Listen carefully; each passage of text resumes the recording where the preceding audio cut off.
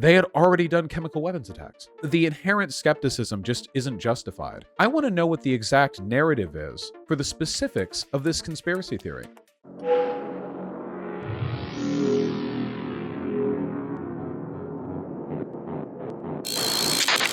So here's what we're going to do. First, we have to assess the claim. Well, actually, before the claim, we have to understand what comes before it, okay? Use of chemical weapons in the Syrian civil war. There have been many reports of chemical weapon attacks in the Syrian civil war beginning in 2012 and corroborated by national governments, the UN, the Organization for the Prohibition of Chemical Weapons, the Human Rights Watch, and media organizations. Of these organizations, the most important one that we'll be focusing on today is the OPCW. We'll be talking about that shortly. The attacks occurred in different areas of Syria, including Khan al-Assal, Jabar, Sarakib, Ashrayfiyat, Sanaya, Kafr, Talmenes, Sarmin, and Douma. That's the area we're going to be focusing on, okay? So, as I understand it, most of the people who defend Assad are not stupid enough to try to argue against all of the reports of chemical weapon attacks, okay? And I'll get to the reasons why shortly, all right? In 2014, the OPCW fact-finding mission in Syria concluded the use of chlorine gas was systematic and widespread, but the mission was not tasked with assigning blame. The following year, the OPCW-UN Joint Investigative Mechanism was established to identify the perpetrators of the chemical attacks in Syria. The OPCW-UNGIM blamed the Syrian government of Bashar al-Assad for the sarin attack in Khan Shaykhun, as well as 3 chlorine attacks. They also concluded ISIL militants used sulfur mustard. According to the Independent International Commission of Inquiry on the Syrian Arab Republic, the Syrian government carried out 33 chemical weapons attacks between 2013 and 2018. A further 6 attacks were documented by the commission, but the perpetrators were not sufficiently identified.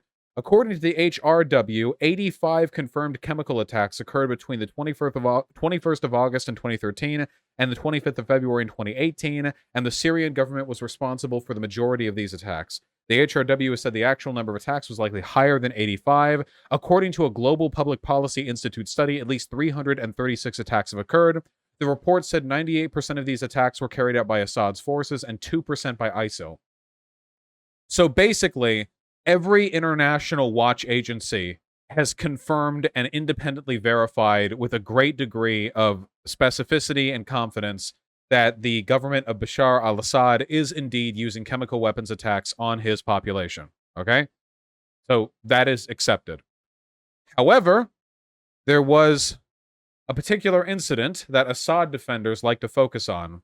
The Douma chemical attack on the 7th of April 2018, which drew a military response from the US, the United Kingdom, and France. So here's the argument that you're going to see. Basically, there are a bunch of chemical weapons attacks that Bashar al-Assad has ordered. However, this one chemical weapons attack on Douma is a false flag staged attack that the United States government ordered in order to provide justification for an attack on Syria. That's their argument. That all the other, chemical weapons attacks, whatever that happened, but this one was faked. What is their evidence for this one being faked? Their evidence for this one being faked is a whistleblower in the OPCW who apparently claims that the information there was faked and they were censored when they tried to report that there was no evidence of a chemical weapon attack at that area. How interesting. We will look more into that claim shortly, okay? So this Douma chemical attack, this is what we're focusing on, okay? A chemical warfare attack was carried out in the Syrian city of Douma on the 7th of April 2018. Medics and witnesses reported that it caused the deaths of between 40 and 50 people and injuries to possibly well over 100. So we know there were injuries and deaths.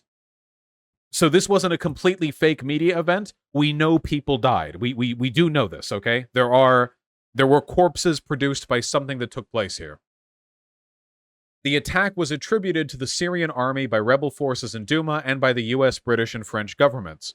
The Syrian and Russian governments asserted that a widely circulated video alleging that the aftermath of the attack was staged. Now, if I'm remembering correctly, the video that the Syrian and Russian governments circulated was actually a clip of a of a local NGO that took a video there as part of a campaign to raise funds and awareness. So it had nothing to do with the aftermath of the attack being staged. They literally just took a video from like a different source and said, and yeah, here's evidence that it was all faked. I need to look more into that, but if I remember correctly, this video was like a complete meme. Russian top brass reports it as proof of UK's involvement in the Douma chemical incident. He said the ministry found those who took part in filming the Rent-a-Mob chemical attack in Syria's Douma, and the people told how the video had been shot. In his words, the so-called white helmets were pressed by London in a period from the 3rd of April to the 6th of April to hurry up with the implementation of the planned provocation. Okay, so this is on the white helmets. We will talk about that soon, okay? Guys, just stick with me here. We have to learn a lot of shit. The people we're arguing with against here are Holocaust denier tier. The degree of like incredibly insular, granular, like, oh, everything else is proven, but here's one tiny like crack in the armor that proves it was all fake. This is like basically Holocaust denial tier. So we have to learn a lot in order to disprove it. Okay. On the 14th of April, the United States, France, and the United Kingdom carried out a series of military strikes against multiple government sites in Syria. So here's the thing that really gets me, okay? The Assad defenders make the claim that the Douma chemical weapon attack was staged in order to facilitate an invasion by the US, France, and the United Kingdom. But, like, everyone in the West believes that the Douma chemical attack was done by Bashar al-Assad, and nothing happened. There were a couple missile strikes against Syria, and that's it. They claim that it was like the WMD claims in Iraq back in 2001, but we actually invaded Iraq over that. All we did was send a couple of missiles. Is that why? Like, so there's a government that already does chemical weapon attacks, but then we faked one chemical weapon attack for justification, even though we could have just waited for another one to happen. And the reason we faked it was to do a couple of missile strikes in Syria, something that we do anyway, and that we didn't need a fake provocation for, you know? That's kind of weird, right? That would be like saying, like, yeah, dude, all the concentration camps were real, but this one was fake, and this faked one was used as a justification for the bombing of Dresden. What? What? Why wouldn't they just bomb Dresden anyway? Why wouldn't they use any of the real concentration camps to justify a bombing of Dresden? I don't know, but this one was faked. Like, okay. Anyway, series of missiles involving aircraft and ship-based missiles against multiple government sites in Syria during the Syrian civil war, which they said was reprisal for the Douma chemical weapon attack against civilians, which they attributed to the Syrian government. There is quite a lot of information on this. So the background on the geopolitics of the situation: suspected chemical attack carried out in the Syrian city of Douma on the 7th of April 2018, with at least 70 people reported killed. One pro-opposition source said that 1,000 people suffered from the effects.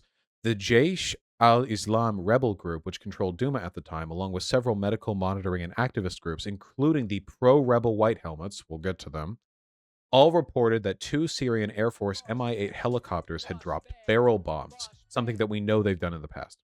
The bombs were filled with chlorine gas and possibly sarin.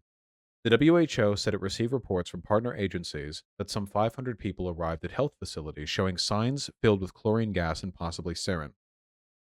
Oh, wait, sorry. Signs and symptoms consistent with exposure to toxic chemicals. My bad.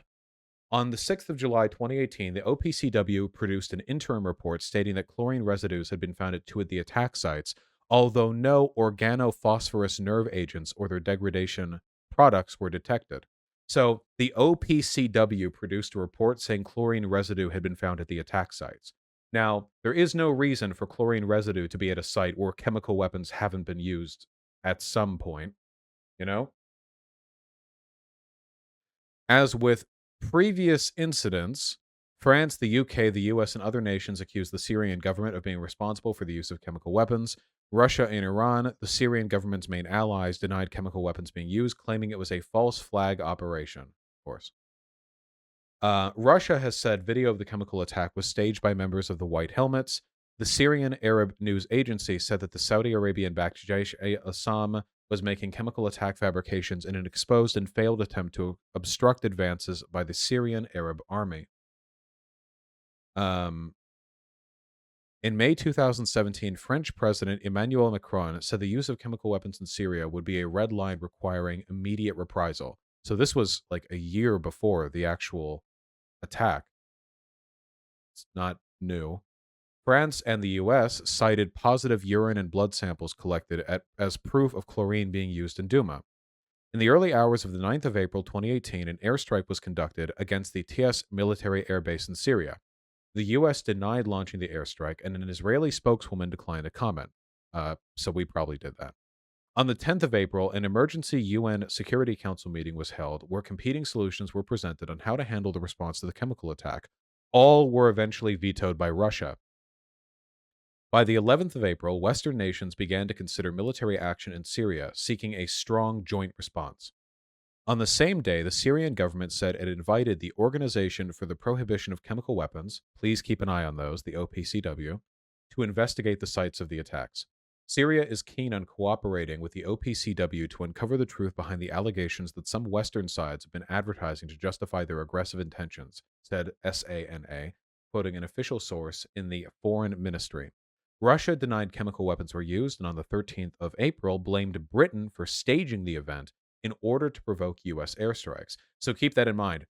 Russia actually blamed Britain for this, whereas most of the Assad defenders now claim that it was America who did this. By the 12th of April, British Prime Minister Theresa May had ordered Royal Navy submarines in the Mediterranean to move within cruise missile range of Syria by the end of the week. British military sources later told The Times that days before the missile strikes, a British Astute-class submarine armed with Tomahawk missiles and approaching within firing range of Syrian military targets were chased by one and possibly two Russian Kilo-class submarines from the Russian Navy base at Tartus. The Russian submarines were supported by two frigates and an anti-submarine aircraft, while the British submarine was assisted by a U.S. Naval P-8 Poseidon patrol aircraft. Ultimately, no British submarine took place in the strikes. Dude, this like Cold War shit is scary. Oh my god. Basically, think like for a very simplistic rundown, just think of Syria as like Russia's Israel, okay? A horrible government that Russia props up because they want geopolitical influence in the region. We do the same with Israel, blah blah. I mean, obviously this is a very loose comparison, but like that we're basically fighting over proxy territory still. Military action. International law. The UN Charter requires a mandate from the United Nations Security Council for sovereign states to use force for the purpose of maintaining international security, but not for acting in self-defense or the protection of populations threatened by extermination at the hands of their own government. I'm going to speed read a little bit of this. Hold on. Military action relies on an international public order argument based on defending the credibility of the prohibition of the use of chemical weapons. The strike came hours before inspectors from the OPCW fact-finding mission were due to arrive in Syria to investigate the attack. That's probably something they're going to use against me as well. Why did they launch these attacks before the investigation team arrived there? What's tomorrow? We're debating a Holocaust denier, basically. Holocaust denial tier. Here's the thing, by the way. I'm not in favor of war in Syria, you know? You can argue against military action in Syria without lying and denying the atrocities of a dictator like Bashar al-Assad. Like, seriously, you know? Like, you don't have to lie about it, okay? I don't want the US to do a ground invasion of North Korea, but I'm not going to lie and say that like North Korea is super duper cozy and they don't have any like death camps in there, okay? I don't want America. What's a viable solution then? Sometimes there's not anything you can do without some kind of joint resolution. Syria's in tatters right now. It's not something that we can just fix by missile striking, you know? Besides, the time-tested action of the United States would probably just be to fund rebel groups, right? Isn't that what we normally do? Doesn't seem to be a very effective strategy for securing peace in the region. Yeah, what we should do is support Rojava, but then we stopped doing that because Trump is cringe. We have been Vaush funding the rebel groups. Yeah, that's not typically something that works out in the favor of these regions. Anyway, hold on. The United Kingdom published its legal position regarding military action, which concluded limited strikes are justified on humanitarian grounds. After the strikes, the UK Parliament debated the considerations under international law regarding the urgency of the intervention and whether there was a lack of practical alternatives. Okay, let's take a look at the actual strikes. The strikes were carried out by the United States, the United Kingdom, and France. They were delivered by ship-launched, submarine-launched, and airborne cruise missiles. We have a bunch of very specific details on which types of planes fired missiles, which I'll admit are not especially interesting to me, but I do want to know the damage. According to the U.S. military director of Joint Staff, the allocation of missiles to targets was, at the Bazar Scientific Research Center, the Him Shansar Military Installation Storage Site, and the Him Shansar Military Installation Bunker. And they fired what looks to be about 70 to 80 missiles. No, I know we funded rebels in the Syrian civil war. I'm only doing all of this to make the argument that there is not evidence to justify the claim that the chemical weapons attack on Douma was a false flag. Okay, here we go. President Donald Trump announced the strike at 9 p.m. EDT, the 13th of April, along with allies. U.S. Chairman of the Joint Chiefs of Staff, Joseph Dunford, said the 3 sites were targeted: a scientific research center in Damascus, a chemical weapons storage facility west of Homs, and a equipment storage facility and command post also near Homs. Wait, chemical weapons storage facility. Him Shansar military installation, a government military site. According to the U.S. military, these sites were a chemical weapons storage facility and a chemical weapons bunker facility, respectively. What is the proof of that? Yesterday, the U.S. forces, at the direction of President Trump, launched precision strikes against Assad regime targets associated with the use of chemical weapons in Syria. We launched these strikes to cripple Syria's ability to use chemical weapons in the future.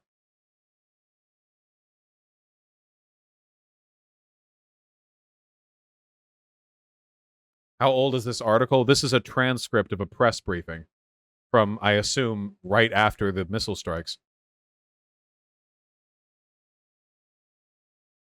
No offense, Vaush, but supporting Rojava is idealistically sound but strategically insane. Turkey and Iraq simply won't allow it. They literally invade. There's no way in hell U.S. will anger Turkey and Iraq. Nah, bullshit. They held off when we had troops there, and there's no fucking way Turkey and Iraq would risk killing U.S. troops just because they hate the Kurds that much. 0% chance. Look, I get that they hate the Kurds and all that, but, like, threatening war? The Iraq government is basically like a puppet of the U.S. There's no shot they would ever do that, and Turkey would be risking so much geopolitical leverage, you know?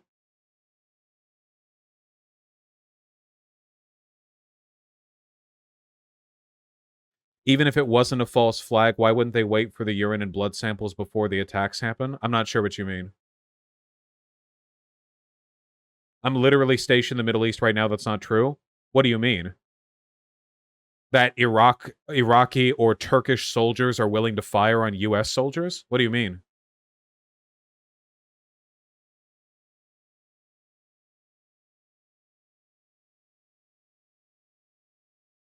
Know that chatter was wrong? Okay, yeah. Nobody, Turkey and Iraq do not want to risk reprisal from the U.S. That would be insane. I mean, if they do, then all right, fucking whatever. Let's start World War III, bitch. But yeah. All right, hold on. This combined military strike was directed against 3 distinct Syrian chemical weapon program targets. Now, here's a question, by the way. If this Douma chemical weapon attack was a false flag designed to justify American military reprisal, again, that's like a huge hassle when Syria already uses chemical weapons on its population pretty frequently, but why would we only do missile strikes on 3, like, military structures afterwards? Like, if this was meant to be the big false flag justification for huge military activity, why wouldn't we have done more, you know? Like, why wouldn't we have just fucking annihilated a portion of Syria? It's not like we couldn't if we wanted to.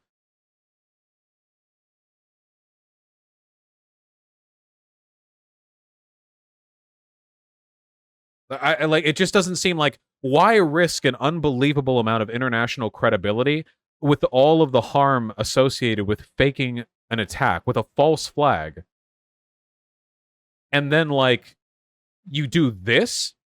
It's also worth pointing out the number of chemical weapon attacks did decrease after the strike. Oh, that's another good point. Hold on. Assad chemical weapon attacks. Did the rate go down after the missile strikes? Timeline of Syrian chemical weapon activities.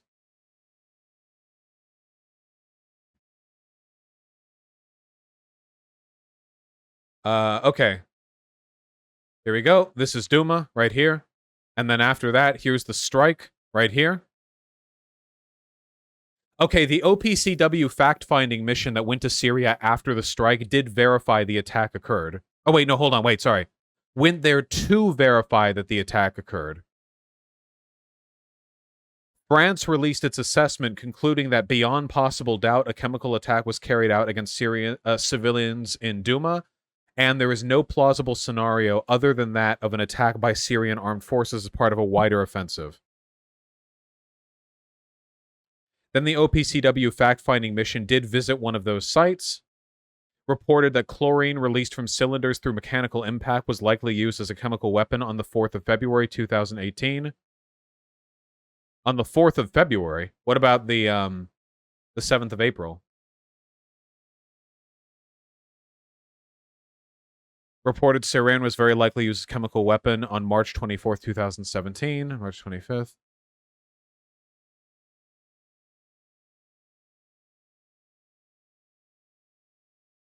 Will you change your position a year after Assad is hanged by U.S. troops? Rubber cable. First of all, you're insane if you think U.S. troops are going to invade Syria with boots on the ground and hang al-Assad. Secondly, that has nothing to do with the claim here. The claim is about whether or not this is a false flag. I don't give a fuck if Assad dies. He's a miserable, brutal dictator who slaughters his own people. I don't give a fuck, dude. He's a horrible dude and he's going to rot in hell when he dies. I don't give a fuck. I'm not pro-interventionism. I hope he kills himself. We're looking specifically at whether or not this was a false flag. Okay, here we go. The OPCW fact-finding mission released a final report concluding that a toxic chemical, likely chlorine, was used as a weapon on the 7th of April in Douma, Syria. It had issued an interim report on the incident in July 2018. That is a really this is a really long gap. Why wait so long? Like, a report almost a year after the attack?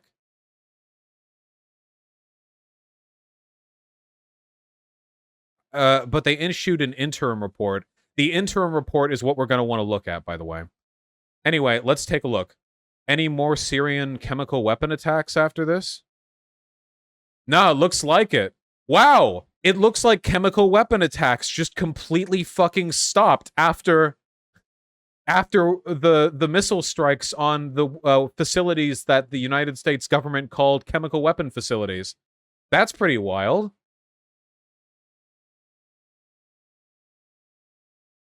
Yeah, there was a chemical weapon attack in the February of 2018. Why did Assad use chemical weapons on civilians? Because he's a dictator. He's a tyrant. He kills his own citizens all the time. And Syria is embroiled in a constant civil war. So for fun?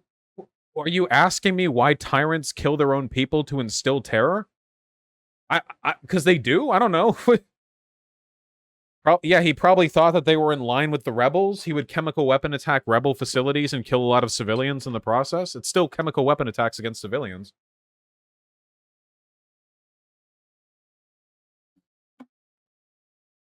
That's not really a point in favor of it being true, though, as if those were false flags, the purpose of them would have stopped. No, because then you would have to make the argument that all the previous ones were false flags as well. You would have to make the argument that, like, somehow it was a false flag, but then they really did attack the chemical weapon facilities, in which case, okay, you know, like, yeah, we'll keep this one up, but we're learning a lot of stuff. Let's continue. Okay, so there's no way of independently verifying that these storage facilities that the United States airstriked were chemical weapons facilities. However, the chemical weapon attacks did stop afterwards. Vaush, the reason for the West to do a fake chemical weapons attack could just be public opinion manipulation against Assad to support Western imperialism in the area. First of all, you would need to prove that, because you could use that conspiratorial intent to justify anything. Second of all, people already hate Assad here in the West. Third of all, Assad already does chemical weapon attacks. Why would you have to fake one when they keep doing one? Fourth of all, why did chemical weapon attacks fall off after using the missile strikes were done against targets which they claim to be chemical weapons facilities? If that's the case, did we false flag an attack to then attack the facilities that Assad was using to not false flag chemical weapon attack his own people? Fifth of all, why, if we risked a false flag and all the potential fallout from it, would we then only attack facilities directly relevant to the production or storage of chemical weapons? Like, this is such an unlikely conspiracy theory. Dude, like, I get it. Western imperialism is bad. Why not just make the argument that America should not invade Syria? Why do we have to, like, invent this, like, weirdo story? Why would Assad prefer to use chemicals instead of barrel bombs? Chemical weapons are cheap to make and incredibly effective at sowing terror and death. I don't know why he keeps doing this. There's a reason why chemical weapons had to be banned by the United Nations. It's because they were that effective. Seriously, chemical weapons are, like, fucking terrifying, okay? Just trust me, okay? If my neighborhood was getting bombed by, like, China or some shit, I would rather them use conventional bombs than fucking chemical weapons, okay? Just trust me, all right? Hey, Vaush, America has done fake attacks in America to have public reason to kill other countries. You need to prove that. You can't just say, oh, yeah, dude, America's lied, so now everything's a lie.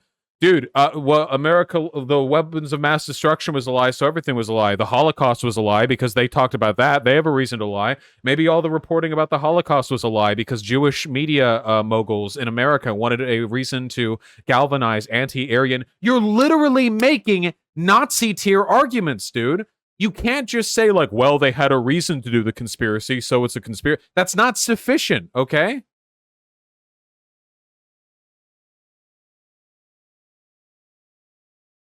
If Assad had military dominance in the area, why use them? He didn't. The area that was chemically bombed was being controlled by those Islamic rebels.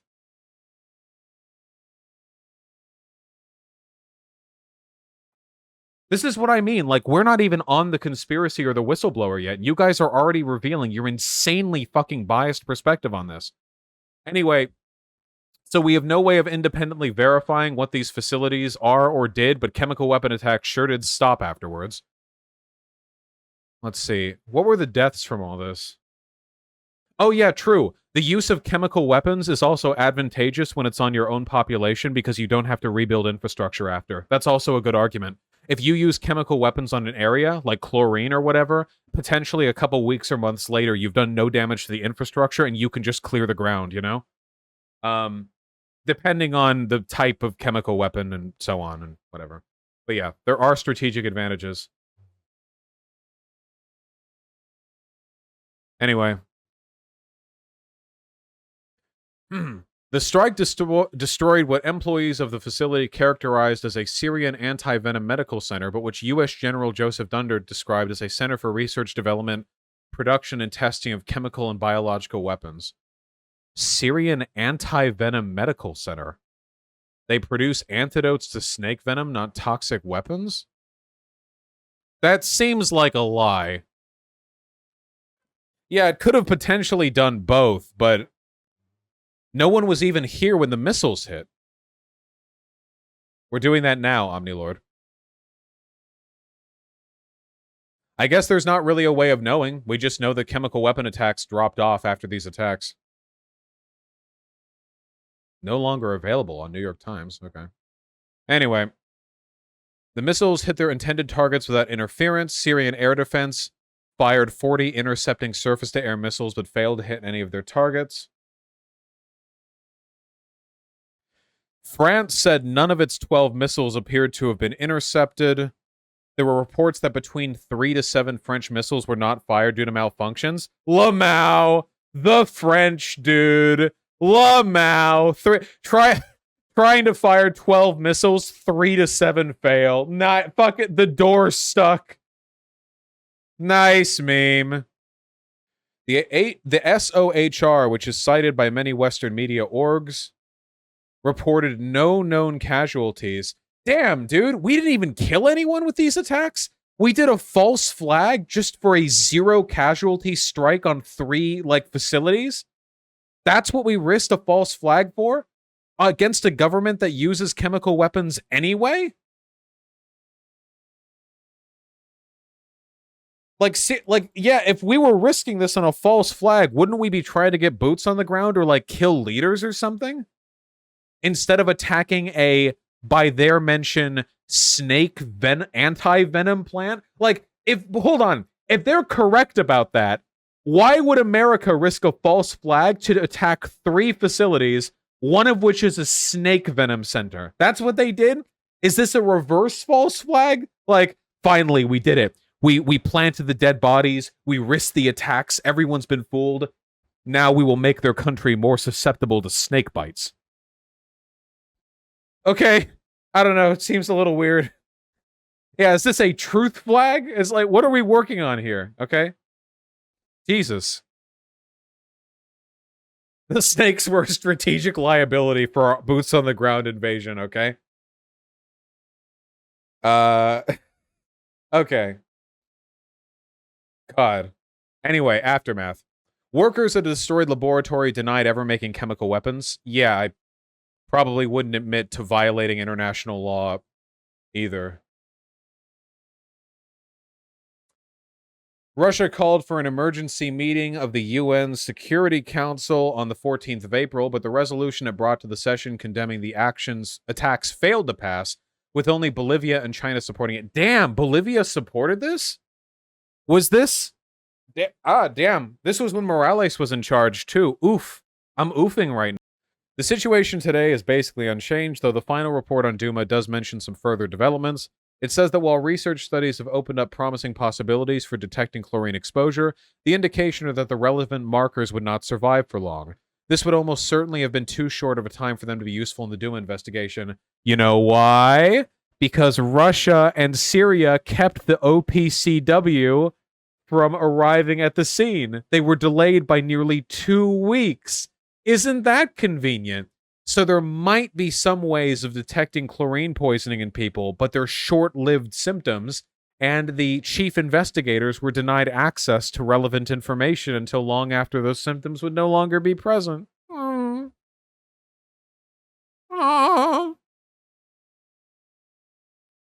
Adding to the puzzle, the Courage Panel's analysis of Alex's presentation also says the, quote, signs and symptoms were not consistent with exposure to molecular chlorine, but gave a different reason unrelated to biological sampling. Instead, it attributes this conclusion to toxicologists who it says were consulted by the FFM in June 2018. The toxicologists are said to have based their conclusion on video evidence and witness accounts, but panel doesn't explain their reasoning. It would be surprising, though, if the toxicologists were really so sure there had been no exposure to chlorine. While some of the reported signs and symptoms could not be explained by chlorine, there were others, such as a burning sensation in the chest and sore eyes, that clearly could. The FFM itself was non-committal on this point in the final report. It is not currently possible to precisely link the cause of the signs and symptoms to a specific chemical, it said.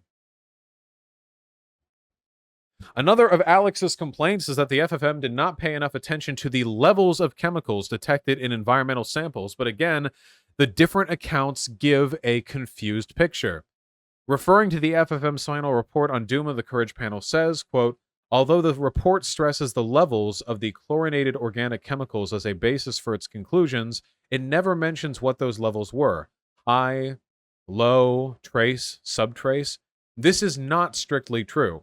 While the FFM's report doesn't routinely talk about levels, it does refer to them from time to time. It mentions trace levels 10 times and ultra-trace levels twice.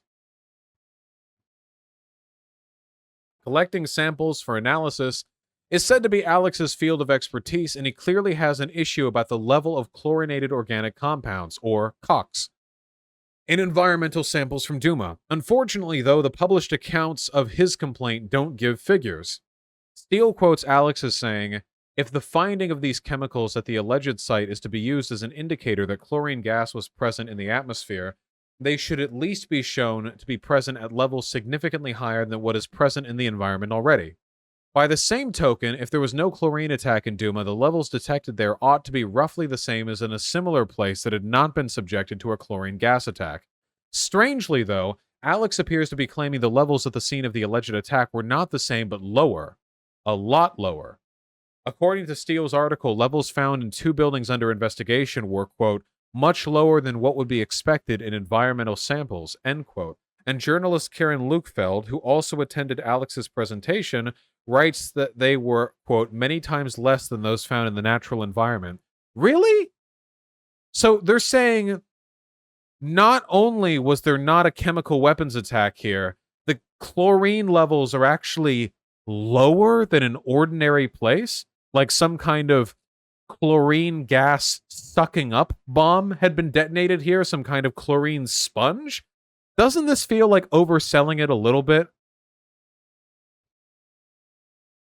Also, even if that was the case, isn't it interesting that the Syrian and Russian government was present there for weeks before investigators were allowed to take samples? Readers might assume from this that the FFM had compared samples from the allegedly attacked buildings with similar samples from buildings known to be unaffected, but apparently not. Samples from the natural environment to determine the natural content of such substances were not taken. What? Then how are you supposed to know that it's at or below environment levels when you never took an environment reading? What? So if there are no samples available, so this reads to me as one of two things. Either one, this is a flat-out lie that they're overselling. Oh, not only are readings regular here, readings are actually below regular, huh? Or this indicates a conspiratorial intent from the other direction, that the Russian and Syrian governments did everything in their power to scrub the scene with the weeks of time that they were given after deterring the OPCW. And then they didn't even let the OPCW into one of the locations because the, quote, doors were locked and they didn't have authorization. Maybe they weren't done cleaning that area. The FFM's final report does make some comparison of levels, but only within the 2 cylinder buildings. It notes raised levels of some chemicals close to the suspicious gas cylinders and says a wood sample from underneath one of the cylinders, quote, had the highest concentration of chlorinated organic compounds of all the wood samples taken. Overall, though, the FFM was more concerned with identifying specific compounds that could result from a chlorine attack and then trying to eliminate other possible explanations for their presence. One potentially telltale substance found in wood samples from Douma was trichlorophenol, which can be produced by exposure to chlorine gas. However, it can also be produced by contact with sodium hypochlorite, which, as the FFM's report noted, is the main component of chlorine-based bleach. The FFM's report goes on to suggest that the chlorine gas is the more likely possibility, as there were, quote, no visible signs of a bleach agent or discoloration due to contact with a bleach agent at the 2 locations investigated in Douma.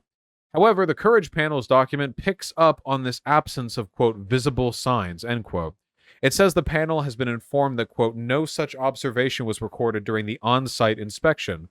It doesn't appear to be suggesting there were signs of bleaching, but describes the reported non-observation of them as tenuous and unscientific.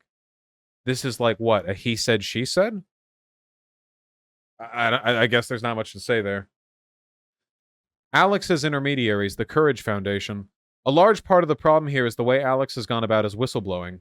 He might, for example, have released his evidence to the public along with a written explanation of his grievances. That way we would know more clearly what he is saying and what his reasoning is. Instead, he has allowed intermediaries to shape the narrative, which raises questions about his choice of intermediaries. Uh-oh. The Courage Foundation, which organized the meeting with Alex in Brussels, campaigns for, quote, the protection of truth-tellers and the public's right to know, but several of its leading figures also have explicit positions on other matters, including Syria. One of Courage's 4 trustees is Australian-born journalist John Pilger, who, in an interview with Russia Today last year, said there was no real evidence of a chemical attack in Douma and regurgitated a false Russian claim that the poisoning of Sergei and Yulia Skripal in Salisbury did not involve a nerve agent. Courage's first director was the former British spy Annie McCone. After resigning from the intelligence service, she went on to organize a 9/11 truth campaign and promote a variety of other conspiracy theories. Macron is currently a member of Courage's advisory board and follows the whistleblower's presentation. She appeared on RT calling for a new inquiry into the events in Douma. How can any pro-journalistic organization possibly work or even be on good terms with Russian state media? Russia? Putin? You mean the guy who kills journalists who report on him unfavorably? That guy? That's the state agency that you want to associate yourself with? Another advisory board member is Ray McGovern, a former CIA analyst who helped set up a Veterans Intelligence Professionals for Sanity, which disputes the Assad regime's responsibility for chemical weapon attacks in Syria. We already read on this one.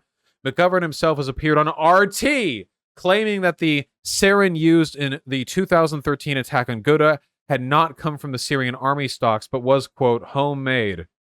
McGovern also founded Sam Adams Associates for Integrity and Intelligence, which presents an annual reward for truth-telling. The 2018 reward went to journalist Seymour Hersh, who has written several discredited articles claiming the regime was not responsible for chemical weapon attacks in Syria. Okay, so this Courage Foundation is basically just like another Russia Today associate. It's another group of people whose understanding of journalism and whistleblowing is entirely oriented around propelling and promoting Russian state media narratives. There's a reason why I don't like fucking Assange either, okay? Hey, just keep in mind, by the way, just keep in mind that all these types will discount Bellingcat, even though Bellingcat does really good and reputable work, because some of the people who write for it have ties to the State Department. Whereas all the people here have not only have ties to, but have explicit political biases on this matter beforehand. Just keep that in mind. RT asked me to collab with them last year, and I ignored them out. Based. They actually called me onto a panel right after the election to ask for my opinion on a 4-person panel about the election fraud claims. And the reason I didn't do it is really only because they asked me the day beforehand. Fucking why? I've got shit to do.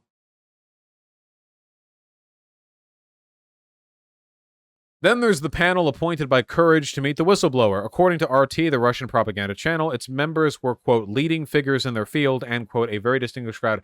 If RT is complimenting a group, that's not a good sign.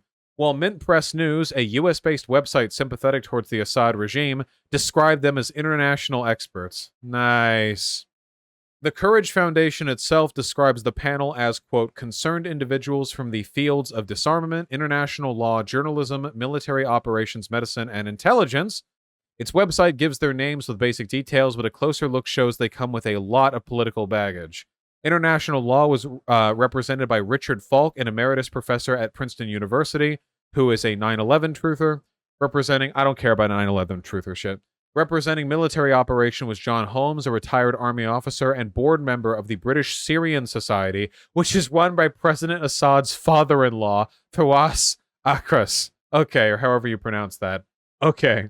Representing intelligence was Elizabeth Murray, a member of the VIPs and Sam Adams associate. We just looked at them. Representing journalism was editor-in-chief of WikiLeaks. Representing both medicine and disarmament was Dr. Helmut Luhrer.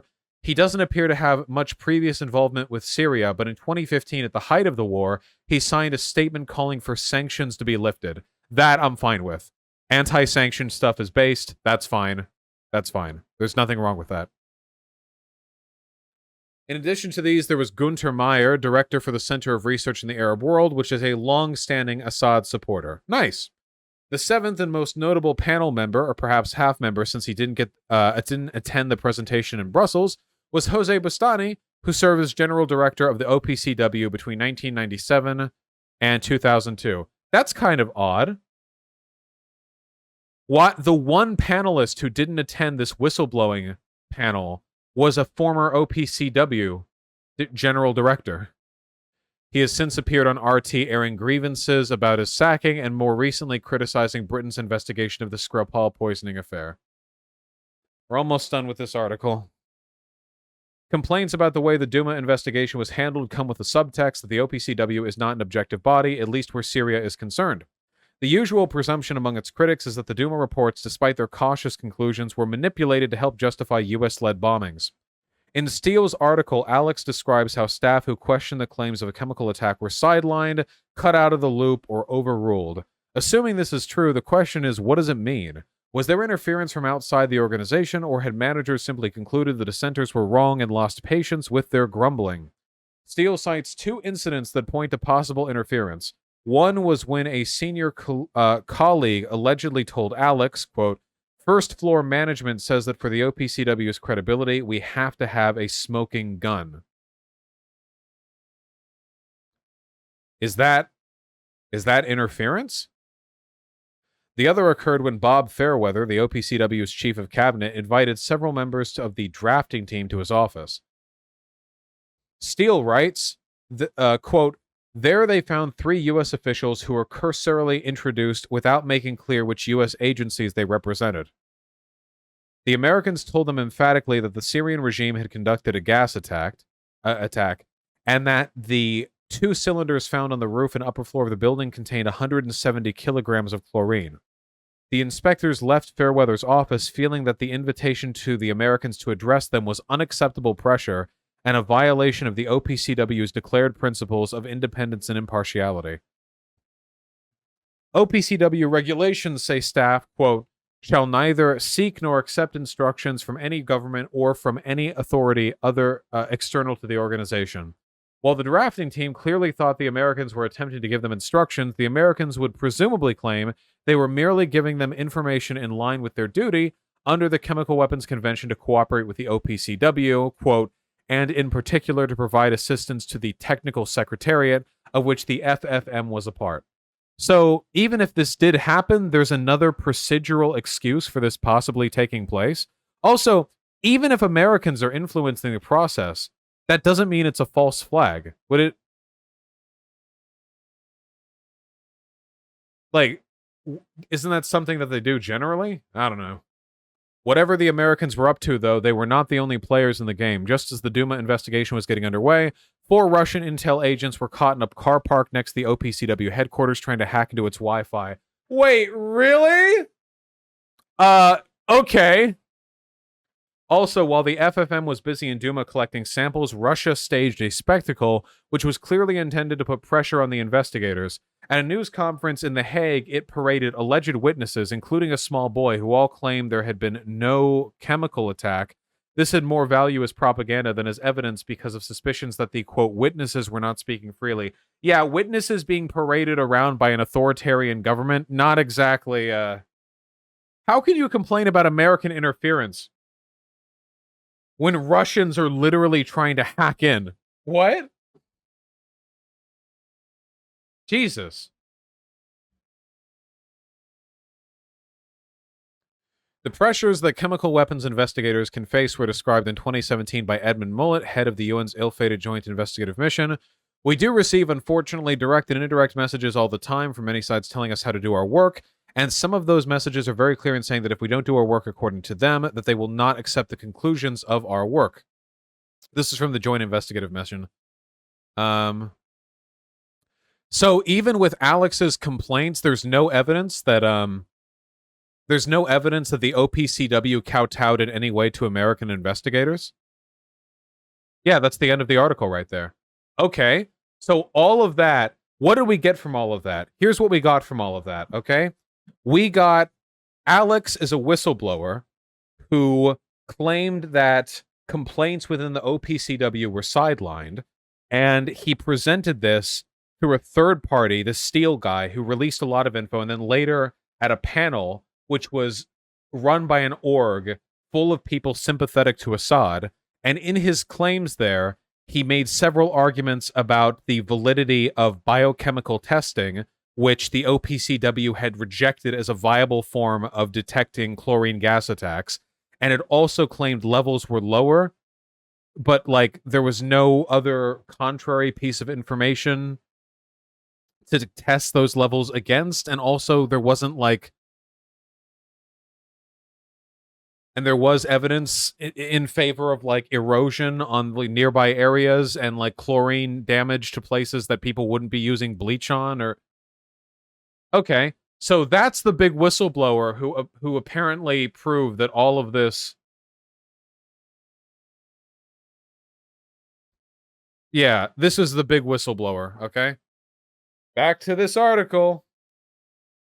This is what we just went off on a tangent about. The FFM's final reports did make some comparison of levels, but only within the two cylinder buildings, and noted raised levels of some chemicals close to the suspicious gas cylinders, and says a wood sample underneath one of the cylinders, quote, had the highest content of chlorinated organic compounds of all wood samples taken. I'm not going to lie, after all of the time the Russian and Syrian governments had to scrub this site clean, I'm surprised they were able to find any traces of, like, chlorine gas. Imagine if the Russian government had just delayed them by another couple of weeks. It's possible all the evidence might have disappeared by then, you know? And then all they would have had were all the deaths and hospital visits and what have you. Keep in mind, we're not even looking at any of the people who died. We're not looking at the damage done to people or the fact that there was evidence consistent with chlorine damage to their eyes and to their respiratory systems. We're only looking at damage to the environment. And they were given weeks to scrub it. And there was still stuff there.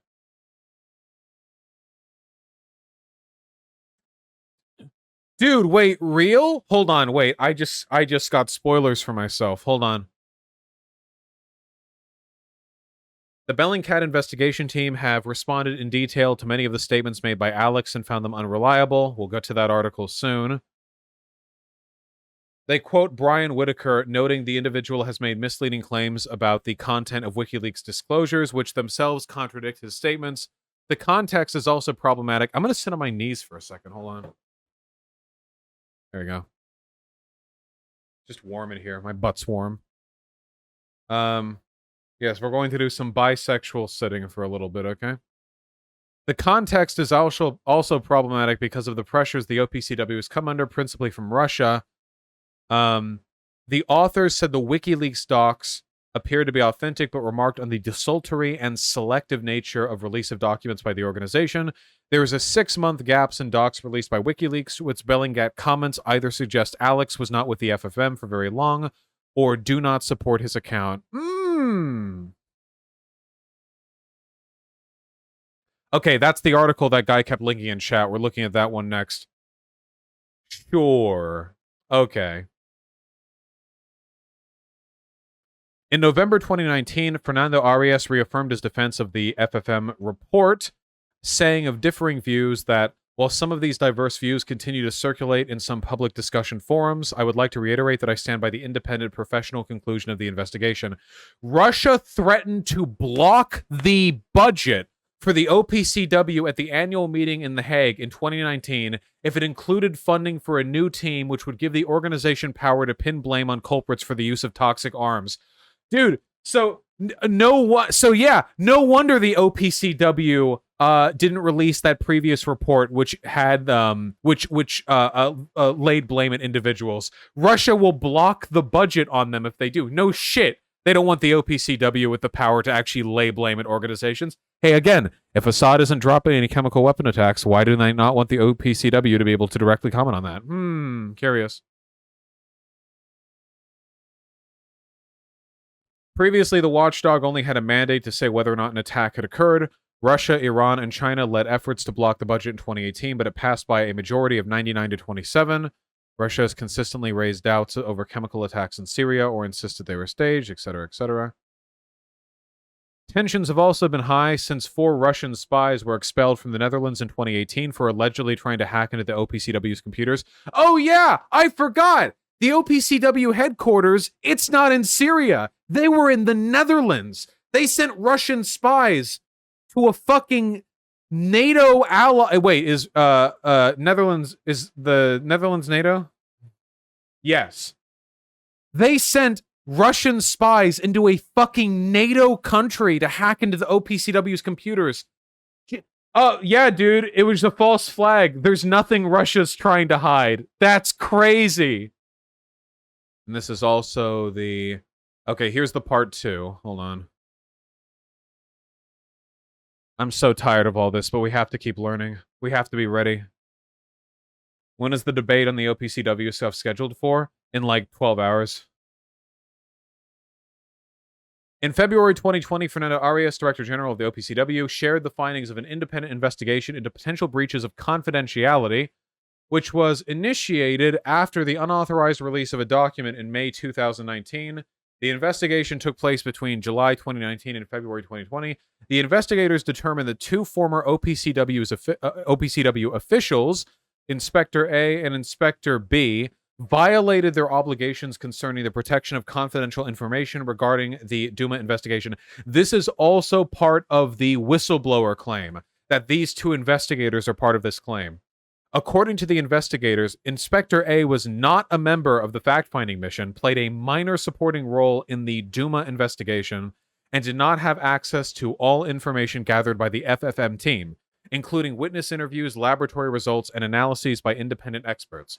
So the claim here is that Inspector A had nothing to do with any of this.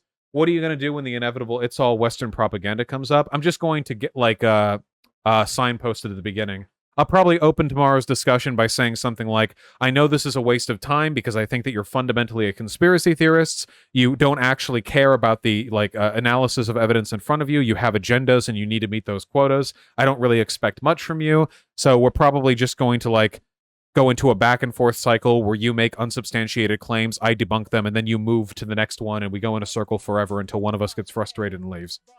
That's probably the direction things are going to take. Anyway, let's keep learning. It's important that we learn stuff about this. Please keep in mind that just by watching stream for the past 2 hours, you're now more educated on this than virtually anyone alive, okay? Just keep that in mind. We are so in the weeds on this conspiracy. I don't know if that's the best way to open things up. Doesn't that poison the well immediately? Maybe I'll be a little more chill. No, it's okay, sir, Political Banana. We'll do that at the end. All right, hold on. So anyway, Inspector A didn't know shit, okay? Inspector B... All right, hold on.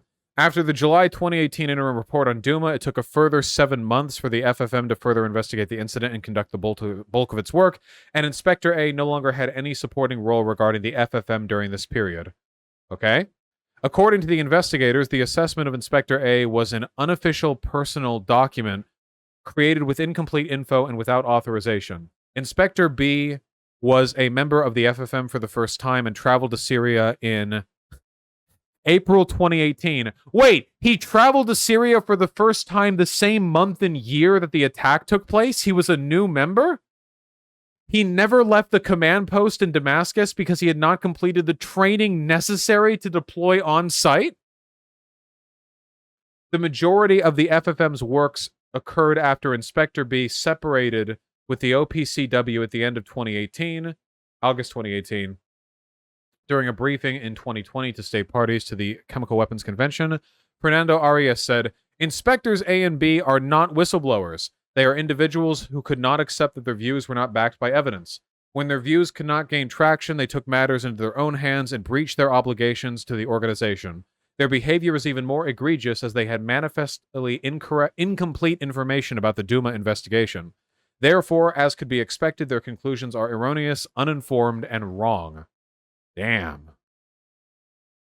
Okay, we finished this article. Let's continue. We just looked at this. We just looked at this one. And then this one, Robert Fisk. Dude, why do all propagandists write this way? We like to take the big boys on trust. No longer do we believe in our meretricious little leaders with their easy lies and Twitters, the Trumps and Mays and all the nationalists of Europe. We certainly don't put any credit in Arab dictators. But when, despite all bureaucracy and corruption, the UN tells us that the world faces climate change, we largely believe what it is. Like, why always with the grandstanding? Isn't Robert Fisk one of those people you shouldn't trust? I remember reading his name. Hold on. Or am I thinking of another guy? Is this guy good? Now, this guy is a highly accredited journalist. From September 2012, Fisk's reporting on the Syrian civil war met with accusations he was siding with the Syrian government. Sam Hamad, among others, accused Fisk of embedded journalism within the Syrian army in Aleppo and Damascus and of trumpeting Syrian and Russian government propaganda. According to Lou Namri, Fisk said the Syrian government did not use chemical weapons in various attacks on civilians. Reporting from Douma in April 2018 on the chemical weapons attack, Fisk quoted a Syrian doctor who attributed the victims' breathing problems not to gas, but to dust and lack of oxygen after heavy shelling by Assad forces. Other people he spoke to doubted a gas attack, and Fisk queried the incident. Richard Spencer and Catherine Philp in the Times wrote that journalists had been taken to Douma on a government-organized trip, while international investigators were forced to remain in Damascus. The Snopes website said other reporters on the same trip as Fisk had interviewed locals who said they inhaled toxic gas. Fisk returned to the subject of the Douma attacks in early January 2020 in an article concerning international disagreements on the OPCW, and I think that's what we're looking at right here. No, wait, this is from 2019. Never mind. Critics slam viral stories claiming Douma chemical attack victims died from, quote, dust. I'm raw dogging my brain with knowledge. Journalists and experts says a widely shared report about Syria from the Independent bolsters talking points for the Assad regime in the Kremlin. All right. How many videos pop up if you look for Syria? It's like 500, right? Let's see one about Douma. Leaks expose massive Western propaganda arc on dirty Syrian op. Let's see. The Grayzone's Aaron Mate testifies at UN on OPCW. Ah, okay, here we go. I've seen clips from this. This is him talking with a UN Security Council member. Wait. Why does the Grayzone's Aaron Mate get to talk with them? Is Aaron Mate considered a journalist? Why don't I get to talk to the UN? I have big ideas. I'm a big brain. And now I would like to give the floor to Mr. Aaron Mate. This video contains the types of claims we'll be dealing with tomorrow. Thank you. Excellencies, ladies and gentlemen, my name is Aaron Mate. I'm a journalist with the Grayzone based in the US. It's an honor to speak to you today about what I think is one of the most important and overlooked global stories in recent memory. The OPCW, the world's top chemical weapons watchdog, is facing a serious scandal. Leaks from inside strongly suggest that the OPCW has been severely compromised, and the implications of this are grave. It would mean that in the case of Douma, the OPCW was exploited to accuse the Syrian government of a chemical weapons attack in Douma in April 2018. It would also mean that the OPCW was used to retroactively justify the bombing of Syria by several member states just days after the alleged Douma incident. In short, it appears the OPCW was compromised to justify military strikes. There are also indications that the OPCW has retaliated against two veteran officials, one of them is here today, who were a part of the Douma investigation. Oh yeah, Dylan Burns. We're now experts on this subject, by the way. I don't think there's a human alive who knows more about this subject than me at this point. Thank you, Dylan. I'll take a look at it shortly. And challenge the censorship of the Douma evidence. These two OPCW officials are highly regarded scientists with more than 25 years of combined experience at the organization. Yet, instead of being protected and given the chance to air their concerns, these two scientists have seen their reputations impugned by the OPCW leadership. There is substantial evidence to back all of this up, and today I will try to summarize the key details.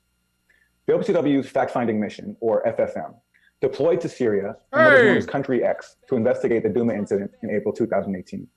They interviewed scores of witnesses and visited several key sites. They examined gas cylinders found at the scene, took chemical samples, hundreds of photos, and conducted detailed measurements. So, he's leaving out some critical info here.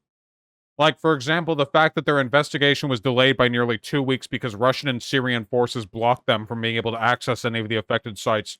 And then later they were continued to be denied access. Upon their return from Syria, the FFM team drafted an extensive and detailed report of their findings. But what the investigators found in Douma is not what the OPCW released to the world. And that is because the investigators who were on the ground in Syria were overruled and had their findings censored. Wait. We have not seen evidence of this. The claim we've seen is that one person filed a dissenting report, this Alex person. We have not seen any evidence whatsoever that all of the people on the ground disagreed with the findings of the OPCW. Can we get, like, any evidence, or is he going to substantiate that at all? The key facts about the censorship, to my knowledge, are undisputed.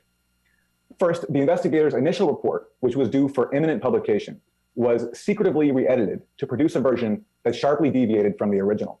Nope. So that's a complete lie. We learned about this.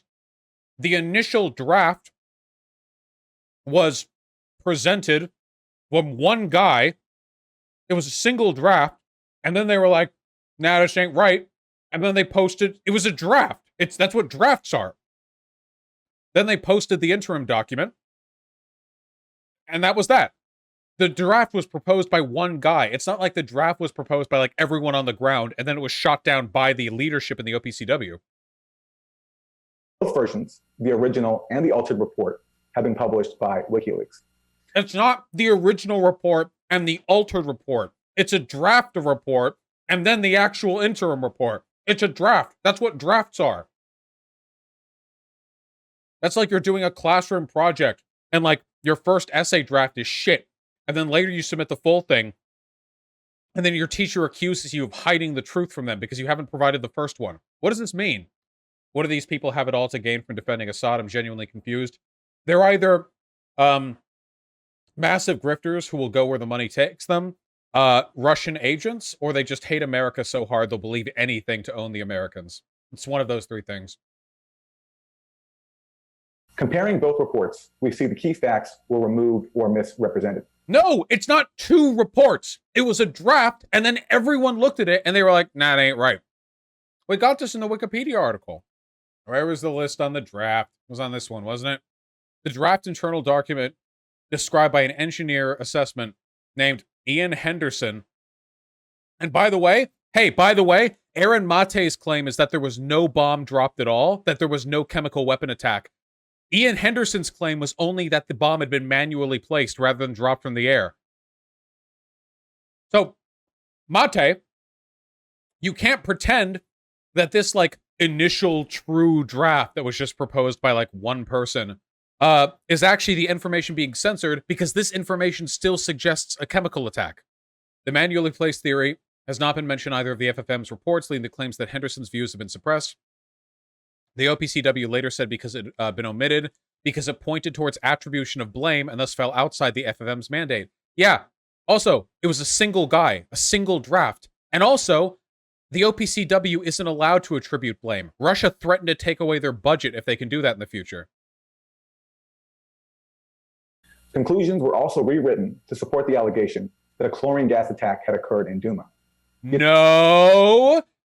The difference was between a planted bomb and a dropped bomb. That initial draft did not support the idea that there was no chemical weapons attack. The team's initial original report did One guy wrote it.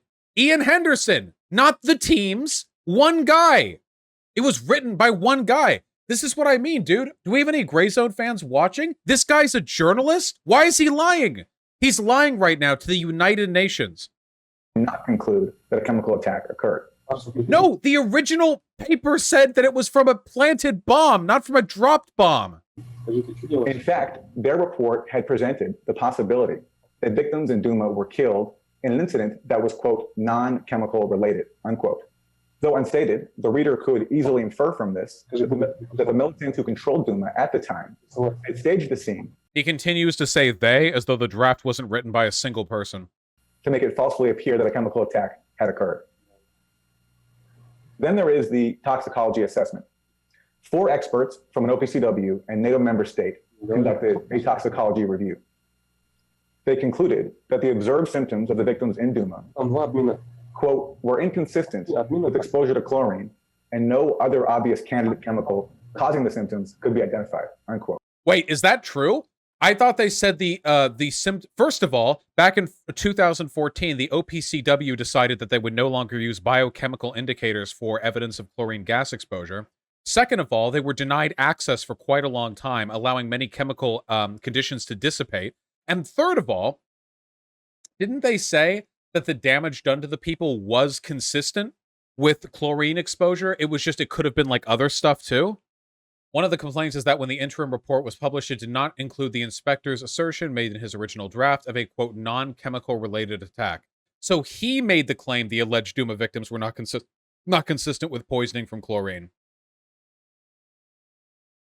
Laboratory tests on the biological samples found no relevant chemicals, but that was an odd basis for ruling out chlorine. Yeah, because they stopped using that test measure back in 2014. Why would the fact-finding mission write a report where they were like, we couldn't find any evidence of chlorine poisoning in the people, but like that's because years ago we realized it wasn't possible to do. Okay. Yet these statements were kept secret and are inconsistent with the conclusion. They were not kept secret. They just were part of a draft. You don't release every draft of every document to the public. That's not how drafts work. Of the final report. There were also chemical tests. Wait, Aaron got invited by Russia to talk. He's talking to the UN because of Russia. The bald guy in that call is Vasily Nebizhnya, Russian ambassador to the UN. Oh my god, dude! Can we call him a Russian state agent now? If you're getting invited to the United Nations to promote pro-Russia talking points, you're a Russian agent. I hope you're getting paid for this, dude. Like, why wouldn't you be? You're doing this shit for free? Tests of the samples collected in Douma. These samples showed that chlorinated compounds were detected at what amounted to trace quantities in the parts per billion range. Yet this finding was not publicly disclosed. Further, wrong. As we read, the final report said the words trace 10 times and microtrace 2 times. Additionally, high levels of chlorine concentration were found in relevant and suspected areas, along with long-scale damage to the exposed metal in the area that was consistent with previous exposure to chlorine and the environmental degradation that followed. This is incorrect. By the way, keep in mind that the claims that he's making right now are just him uncritically repeating the claims of the whistleblower without any available evidence being provided, and just not even providing the claims of the OPCW. Like, this, like, why would you, like, just because a person is a whistleblower doesn't mean that their claims don't have to be scrutinized. Furthermore, it later emerged that the chemicals themselves did not stand out as unique. Most, if not all. Also, they were denied access to the area for like 2 weeks. Could have resulted from contact with household products such as bleach, or come from chlorinated water or wood preservatives. Yeah, if they were bleaching their rubble, what do you mean? You know what this reminds me of? This reminds me of Holocaust deniers saying that the levels of Zyklon B present in the gas chambers were more consistent with evidence for delousing than for execution. That's what this reminds me of. Unironically. Crucially, the control samples collected by the inspectors to give context to the analysis results were never analyzed. Because of other leaks... Wait, what? Crucially, the control samples collected by the inspectors to give context to the analysis results were never analyzed. What? Why not? Wait, that hurts your case. You can't make a claim about there being lower than average levels of chlorine intoxication in an area, and then say you don't have a control sample. What are you basing this off of? Ready? Okay. I'll come down and get a plate. Because of other leaks, we now know that this censorship was challenged from the inside. The chief author of the initial report, identified by the OPCW as Inspector B, was among those who deployed to Syria for the entire Douma mission. Remember, that was their first deployment to Syria, and they never left the base because they weren't even trained in field work. Was it Damascus? What's the name of the city again? This is Inspector B. Inspector B was a member of the fact-finding mission for the first time and traveled to Syria in April 2018. He never left the command post in Damascus because he had not completed the training necessary to deploy on site. He never left the command post. He never went to Douma. He was 10 kilometers south of Douma the entire time. He was also, at the time, the OPCW's top expert in chemical weapons chemistry. He never went there. 2018. Inspector B protested the secretive redaction of his report in an email expressing his, quote, gravest concern. Wait, what secret redaction of the report is he referring to? Is he referring to the draft that wasn't published? The secretive redaction of his report, top expert in chemical weapons chemistry. On June 22nd, 2018, Inspector B protested the secretive redaction of his report in an email expressing his, quote, gravest concern. I need to see this email. Hold on. It's got to be on WikiLeaks, right? What time did he say? Quote action of his report. On June 22nd, 2018, Inspector B protested the secretive redaction of his report in an email expressing his, quote, gravest concern. I will quote him now. He wrote, after reading this modified report, which incidentally no other team member who deployed into Douma has had the opportunity to do. He never deployed to Douma, though. But wait, Inspector B never went to Douma. Am I having a stroke? He never left Damascus. I'm trying to find this damn email. Here, he said the 22nd of June, 2018. Yeah, here we go. What do you want to bet that this redacted document he's referring to is the first draft? Okay. It redacts who it's from. Dear Bob, I wish to express, as a member of the FFM team that conducted the investigation into the alleged chemical attack in Douma on the 7th of April, my gravest concern at the redacted version of the FFM report, which I understand was at the behest of the ODG. After reading this modified report, which incidentally no other team member who deployed to Douma has had the opportunity to do, I was struck by how much it misrepresents the facts. Wait, no team member deployed into Douma had the ability to look at the interim report? I don't think that's true. The statement in paragraph 8.3 in the final conclusions, the team has sufficient evidence at this time to determine that chlorine or another reactive chlorine-containing chemical was likely released from cylinders, is highly misleading and not supported by the facts. The only evidence available for this moment is that some samples collected at location 2 and 4 were in contact with one or more chemicals that contained a reactive chlorine atom. Such chemicals can include molecular chlorine, phosgene, cyanogen chloride, hydrochloric acid, hydrogen chlorine, or sodium hydrochloride, the major ingredient in household chlorine-based bleach. So the counter argument to this is that it was found in places where fucking nobody would find bleach. And also that the erosion that was done to exposed metal afterwards was consistent with an immediate and severe exposure to these chemicals. Like the streets outside? Are you joking? Okay, we'll keep this in mind for now. I think that there's another email responding to this one that WikiLeaks never published because they're hacks, but Bellingcat later published. We'll need to keep an eye on that. I was struck by how much it misrepresents the facts, unquote. After that email of protest, and just days before a substitute stopgap interim report was published on July 6th, something very... Hold on. There are a couple of tweets here people linked. Let's get a little bit of contrast to break up emotions. Nothing freaks out chemical weapons denier more than people who've actually read the leaked OPCW draft Douma report. They've encouraged stupider people to skim without context. Great rebuttal, Aaron Mate. I apologize for being slightly off with the wording despite identical meaning. The OPCW leaked draft said claims of staging are based on little to no evidence. Wow, can you share a screenshot and the page number of this amazing find? That's Aaron Mate, by the way. Page 28. One criterion used in forensic epidemiology to assess causation considers the possibility of an alternate explanation. The team considered alternate injury events, but stressed they are founded on few or no substantiated facts. And blocked. Yeah, I've seen these before. So the Assadists will constantly oscillate between the legitimacy of claims made by the original draft document and claims made by the whistleblowers. But the draft document said that there was a chlorine attack. It only claimed that it was done by a planted bomb rather than a dropped bomb. That was the key distinction. Good shit. So they'll oscillate between those. Let me take a look at this. Okay, we'll review those soon. Very unusual occurred.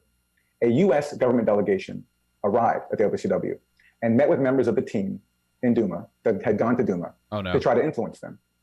The U.S. officials encouraged the Douma team to conclude that the Syrian government had committed a chemical attack with chlorine. It is worth noting here that the U.S. delegation... Interesting manipulation of language. From the available quote we have, they didn't encourage the OPCW to conclude, they shared their own conclusion. And it seems like they already had a legal obligation to do so. We looked at that, didn't we? 3 U.S. officials said that it was a gas attack, which they said emphatically. The The Americans would presumably claim they were merely giving information in line with their duty under the Chemical Weapons Convention to cooperate with the OPCW, and in particular to provide assistance to the Technical Secretariat. I mean, it is clear that the Americans are trying to put pressure on. Do you think he's going to mention the 4 Russian spies who were caught in the Netherlands trying to hack into a Wi-Fi system? What do you think the odds are? Then, since he was brought here to speak to the UN by Russia, what do you think the odds are? Dude, can you imagine if 4 American spies were caught in Russia trying to hack into the Wi-Fi of an organization investigating an alleged American chemical weapons attack? Can you fucking imagine it? I would never hear the end of it. Before today, I had never once heard about the 4 Russian spies caught in the Netherlands. Delegation promoted this chlorine theory, despite the fact that it was still not known at that time that no nerve agents had been found in Douma. The Douma investigators reportedly saw the meeting as unacceptable pressure and a violation of the OPCW's declared principles of independence and... Notice again the language that he uses. Every time he's talking about the dissenters, every time he's talking about the whistleblowers, he says the team. Anytime there's a problem with the OPCW's report, it's the people there. Criticized it. All of these reports are just coming third hand from this Alex character. Yeah, is there any evidence present that, like, all the people there thought this was an unacceptable violation, or just that this was, like, one person's interpretation of it? Impartiality.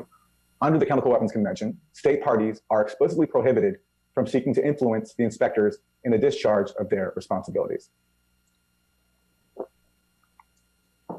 Inspector B's intervention thwarted the imminent release of the doctored report. But at that point, the OPCW officials began to... Notice how he uses the word doctored. It's not draft report and then the next report. It's the real report and then the doctored report. His language is so loaded as a propagandist. This man is not a journalist. ...manage the issuance of a new negotiated report, namely the so-called interim report that was released on July 6, 2018. Although this interim report no longer contained some of the unsupported claims that senior OPCW officials had tried to insert, the interim report still omitted key facts found in the original uncensored report.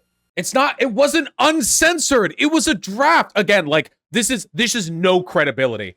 Anybody who takes the Grayzone seriously, anybody who takes any of these Assadist fucks seriously, like, dude, I'm not a Russian agent. Let me just go and present at the UN on the behest of the Russian ambassador to the United Nations to completely lie about a conspiracy theory that we've cocked up in line with Russian propaganda to, like, try to pin a false flag on the United States, a false flag that has pinned with varying types of counterclaims that the Russian government can't seem to quite pin down.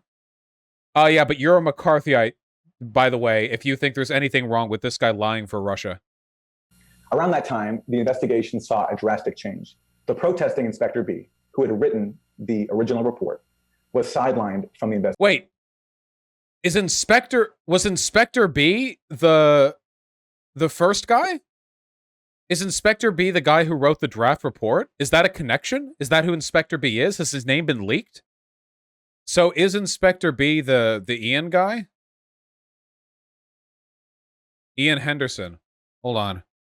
Ian Henderson, Inspector B.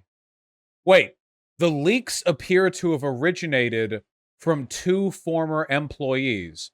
Inspector A, who was Ian Henderson, and Inspector B, aka Alex. Wait, what? Oh, this is from Bellingcat. Wait, wouldn't Inspector B have to be Ian Henderson? Oh, no. Oh, no, the Grayzone itself is saying Inspector A is Ian Henderson. But they're saying this draft report was done by Inspector B. Investigation, uncensored report. Around that time, the investigation saw a drastic change. The protesting Inspector B, who had written the original report. But they're saying Inspector A... Wait, hold on. Wait, this is a serious inconsistency. Is he misspeaking? Yeah, this is from the Grayzone. Inspector A is Ian Henderson. Henderson authored a detailed engineering assessment of 2 gas cylinders found at the scene of the alleged attacks in Douma. He claimed there was a higher probability that both cylinders were manually placed. Well, did it happen or did it not, Grayzone?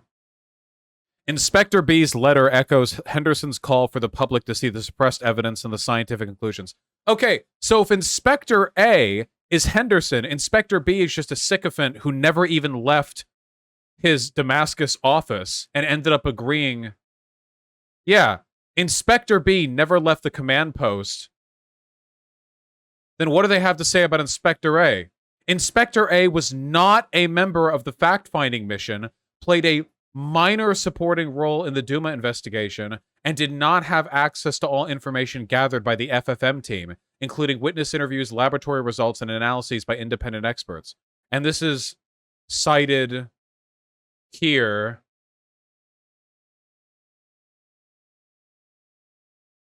Independent investigation into possible breaches of confidentiality report. Henderson was a liaison officer at the OPCW command post office in Damascus who temporarily assisted the FFM with information collection at some sites in Douma. So this guy didn't even have like a full assessment of the big picture. With respect to Inspector A, okay, this is from the OPCW itself.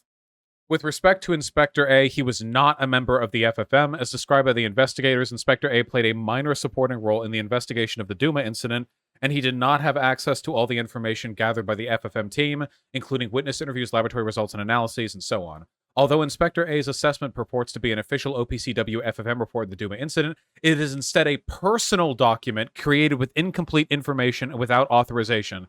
Yeah. Okay, yeah, this guy, so it wasn't even a draft, really. It was just like a personal document that he did for funsies. With respect to Inspector B, he was selected to be a member of the FFM for the first time. He traveled to Syria in April 2018. He never left the command post in Damascus because he had not completed the necessary training required to deploy on-site to Douma. Inspector B separated from the OPCW at the end of August 2018, so he was only with the OPCW from April to August. Okay. That's a convenient length of time. The majority of the FFM's work occurred after Inspector B's separation and during the last 7 months of the FFM's investigation. So he left at the end of August 2018, and this email was sent in June. So he sent this email somewhat after. Okay, so Inspector B is a person who never went on site and literally had no direct contact or information. Inspector A was barely involved and wrote an unauthorized personal document that was never even considered a draft. Gotcha. And that's considered the authentic document, and the real one that got published is the fake doctored document. Was sidelined from the investigation. OPCW executives then decreed that the probe, from that point forward, would be handled by a so-called core team. This new core team made formal the exclusion of all the inspectors who had conducted the investigation in Syria, except for one paramedic. It was this so-called core team, and not the Hold on. One of the whistleblowers was working with Russia? Is that true?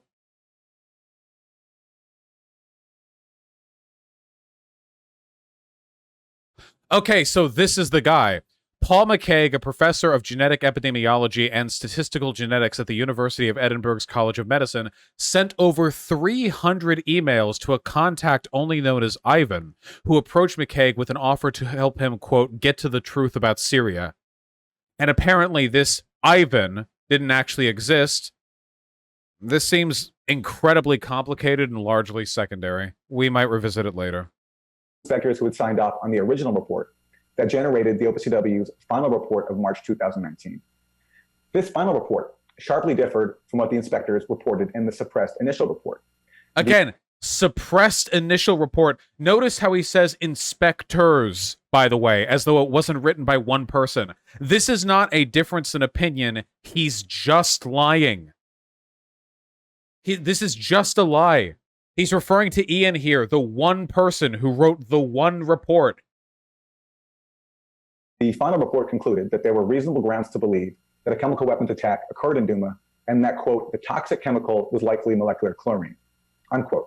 Many crucial facts and evidence redacted from the original report continued to be excluded. The final report also saw... So is this really the evidence that he's going with? Because that initial report, by the way, that initial report... Wait, hold on. I think you're confusing Henderson's personal document with an actual draft report that he's heavily replying was written by Alex. I've only seen Henderson's personal document. What was the draft report we're referring to?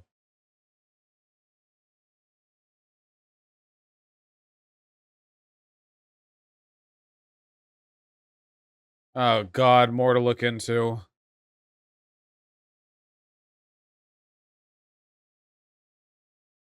We'll look at the Bellingcat articles next. A major discrepancy when it comes to witness testimony. The witnesses interviewed offered sharply contrasting narratives, yet only those witnesses whose testimony supported the use of chemical weapons were used to inform the report's conclusions. Wasn't that because the only, like, evidence of people saying otherwise were those, like, the kid and the dad who were paroled around by Russian state media? Like, yeah, these people aren't sick. Like, that's it. Like, weren't the overwhelming number of people and, like, independent organizations and NGOs and everyone who went there to get witness testimonies, didn't they, like, get people talking about the chemical attack? It is also worth noting the imbalance in witness locations. Although the alleged chemical incident took place in Syria, twice as many witnesses were interviewed in country X. One inference drawn from the OPCW's... What is country X? What the fuck does that mean? Why would you... What? What are you referring to? Final report was that gas cylinders found in Douma likely came from military aircraft. But in a leaked engineering assessment assigned to a sub-team of the FFM, the author of this leaked report found... No, again, so this is the report from the Ian guy. This report right here, this one's from the Ian guy.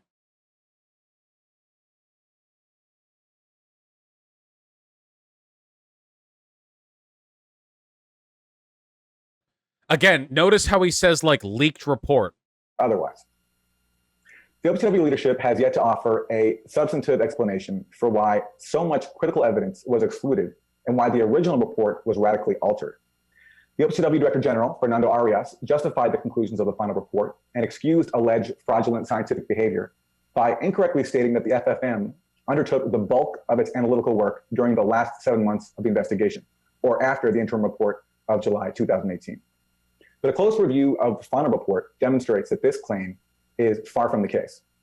As the dissenting inspectors have noted, by the time the interim report was released, 31 of the 44 samples were analyzed, 34 of the 39 interviews had been conducted and analyzed, and the toxicological study was already done, but its conclusions excluded.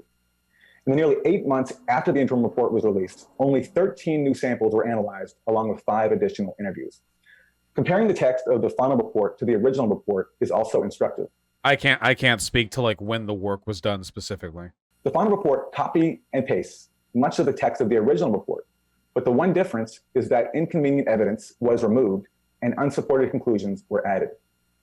And even if it were true that the bulk of the analysis was done after the interim report, the fact that the OPCW would have conducted the bulk of its work after July 2018 would not in any way explain or justify the alleged scientific fraud committed before it. In fact, it would only raise the possibility that more fraud occurred. Instead of addressing the discrepancies and cherry-picked facts, the OPCW Director General, Fernando Arias, has denigrated the 2 members of the Douma fact-finding mission who challenged the manipulation of facts and evidence. The Director General has falsely portrayed these 2 as rogue actors with only minor roles in the investigation and incomplete information. Dylan, I feel like there are 2 reports they're referring to. So I know about the report from Ian Henderson, which was a personal document and wasn't even actually like a draft report. But it seems like he's implying that this Alex character was Inspector B and that they wrote a draft report themselves. Is there a second report? Because the draft report that I'm familiar with is this one right here. Whatever. We still have to read the Bellingcat shit. Yet these 2 inspectors are unlikely candidates to suddenly go rogue. Inspector A, Ian Henderson, who is here today, is here today, while the second inspector is known only as Inspector B. He has not been publicly identified. They served with the OPCW for 12 and 16 years, respectively. Internal OPCW appraisals of their job performance offer effusive praise. The Inspector B ended up separating with the OPCW in the middle. Yeah, Dylan, the problem is that they hate Bellingcat. Doesn't Bellingcat have a few writers who are associated with the U.S. State Department? That doesn't make its information wrong, and it's funny that they would get upset over that, considering they're all RT shills, but, like, we should look into it. Okay, we're almost done with this video. Also, I think there's some parts of this that aren't, like, updated. Now I've heard there were, like, 5 people in on the conspiracy or something. In 2005, a senior OPCW official wrote that Henderson has consistently received, quote, the highest rating possible I consider him one of the best of our inspection team leaders, unquote. In 2018, an OPCW superior wrote that Inspector B, quote, has contributed the most to the knowledge and understanding of chemical weapons chemistry applied to inspections, unquote. Another manager described B as, quote, one of the most well-regarded team leaders whose experience of the organization, its verification regime, and judgment are unmatched. It is important to stress here that the internal concerns go beyond the Douma team members. Earlier this year, I heard from an OPCW official who voiced outrage at the treatment of Ian Henderson and Inspector B. I quote this person. So the rest of this is just going to be conjecture, right? Are we done with the claims about the actual cover-up? Now, it is quite the reality of the organization restored, unquote. Now, fortunately, the two inspectors involved in this Douma controversy have offered a path to transparency into resolving this scandal. Oh? Earlier this year, they each wrote letters to the OPCW Director General asking for their concerns to be heard. The inspectors have received support from several prominent figures, including the OPCW's first Director General, Jose Bustani. In October 2019, Bustani took part in a panel that heard a detailed presentation from one of the Douma investigators. Mr. Bustani wrote, quote, the convincing evidence of irregular behavior in the OPCW investigation of the alleged Douma chemical attack confirms doubts and suspicions I already had. I have always expected the OPCW to be a true paradigm of multilateralism. My hope is that the concerns expressed publicly by the panel in its joint consensus statement will catalyze a process by which the organization can be resurrected to become the independent. Wait, dude, am I literally the only person who does politics online who believes any of the fucking things that I say? Here are tweets from 2017 where the guy we're watching right now who's defending Assad in a presentation being facilitated by the Russian government is saying, Bealey says no civil war in Syria. Sounds like an Assadist conspiracy theory. There's a proxy war, but there's definitely a civil war. Assad responsible for the majority of deaths. Is Assad killing his own people like Saddam? I don't follow. They're both mass murderers who killed their own citizens. Am I the only fucking person who believes in any of the shit that I talk about here in this environment? Jesus Christ. No fucking way he's not getting paid by Russia, dude. What else would the incentive be? Oh, Dylan Burns TV. But doesn't the interim report still support the claim that there's the potential? Doesn't the interim report still, like, take the, make the claim that there is the potential for, like, chemical weapon? Could have changed his mind, to be fair. Yeah, but people suddenly and sharply changing their minds on issues right in line with a new way of profiting off that mind change should usually be taken with some degree of skepticism. Whatever, I'll call them all Russian agents. I don't give a fuck. They call me CIA for pointing out that they're lying, so. And non-discriminatory body it used to be. I hope that Mr. Bustani's words will be heeded. As a first step, the OPCW can simply do what it has not done so far. Meet with the entire Douma team and let them present the evidence that was censored. It is very... This looks delicious. Thank you very, very much.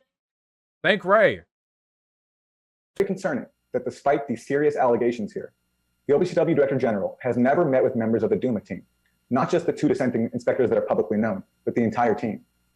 If the OPCW is confident in its conclusions, it should have no issue with at least hearing a dissenting point of view from its own inspectors. The importance of addressing this issue extends far beyond repairing the OPCW's reputation. Syria is a country that is now trying to rebuild from a devastating, nearly decade-long proxy war that caused massive suffering, destruction, and death. But as Syria is trying to rebuild, it now faces a new kind of warfare in the form of crippling economic sanctions. In justifying the sanctions, the US government has cited, among other things, allegations of chemical weapons used by the Syrian government.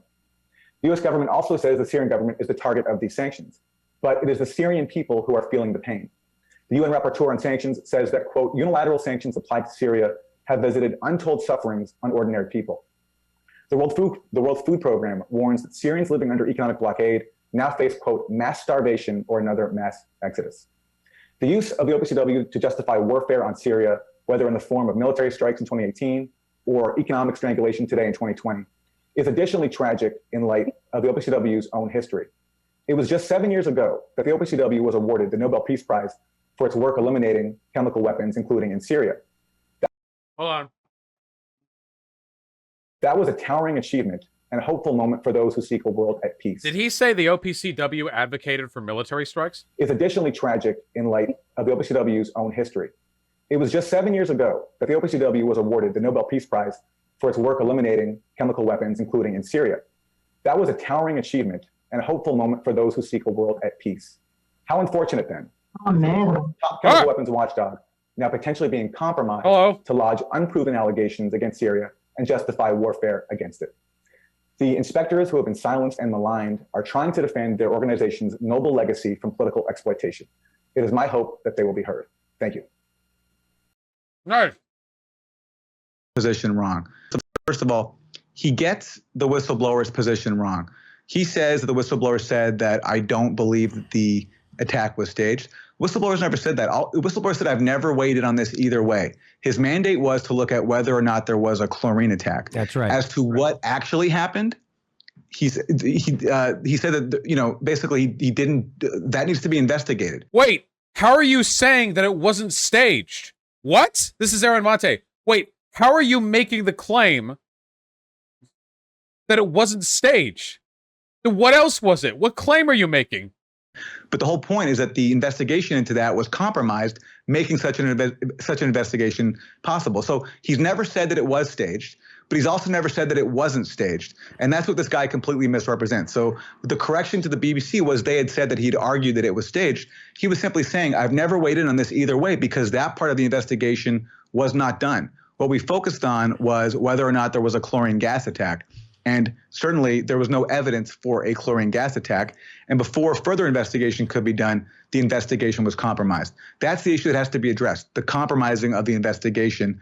And from that, it could lead to a conclusion. Is the compromising he's referring to literally just those 3 guys from the United States showing up and saying, yeah, Syria did this? That's it? That it was staged or it wasn't staged, who knows? But the point is that the issue here, this guy never says what this guest is completely misrepresenting the whistleblower's position. He never said it was staged, but he also never said it wasn't staged. He said that he's. This reminds me of how Nick Fuentes walked back the Holocaust comments too. They do this all the time, dude. Make very bold, very upfront claims, but they're like, dude, I didn't actually say it. I'm just like, I have questions, bro. I'm not saying that it was staged when I say that the whole thing was faked. Like, because it's not just claims that there was a chemical weapons attack. People died. People went to the hospital. Buildings were destroyed. Rubble and wreckage was found. Obviously, something happened. This is the guy we're going to be talking to. Can you just stop doing that? I fucking hate Twitter. The OPCW Scientific Advisory Board could adjudicate this issue by meeting with dissenting inspectors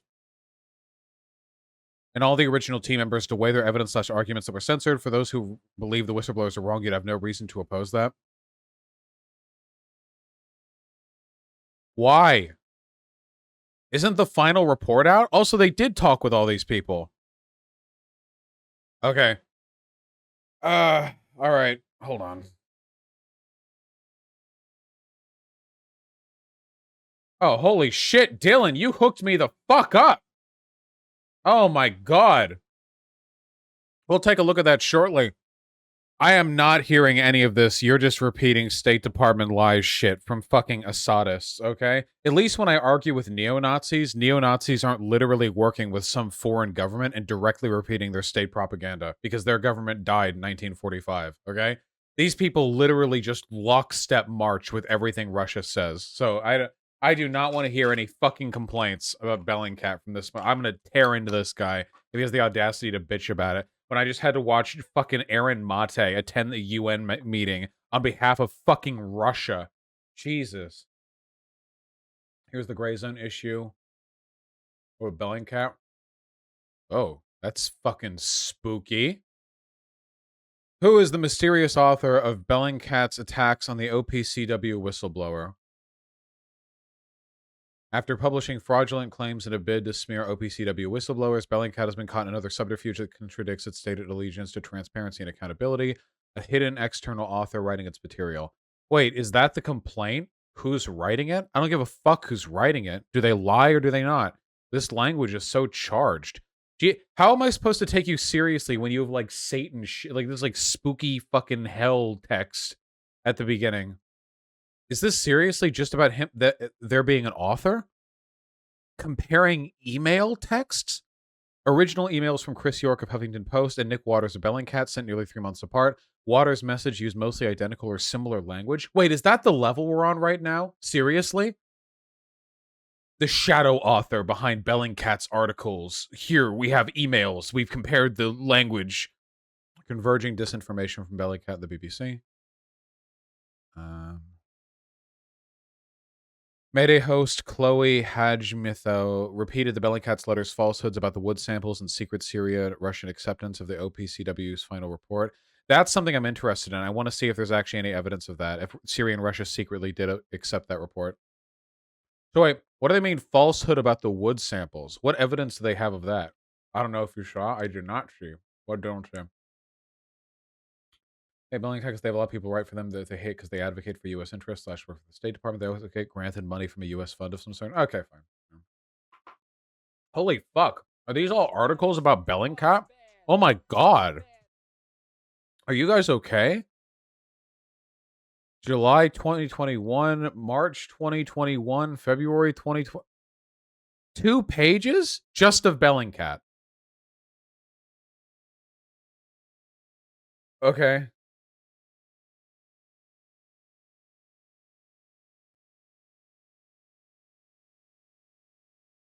Yeah, they have a whole section.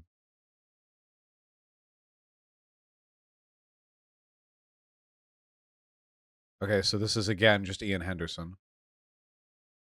Ian Henderson said their investigation in Douma, Syria, said no chemical attack took place. Wait, but Ian Henderson's article said that the evidence was consistent with a ground detonation, not that no attack took place. Even the fucking whistleblowers keep flip-flopping on what they're whistleblowing. Jesus. How is anyone supposed to take any of this seriously? God.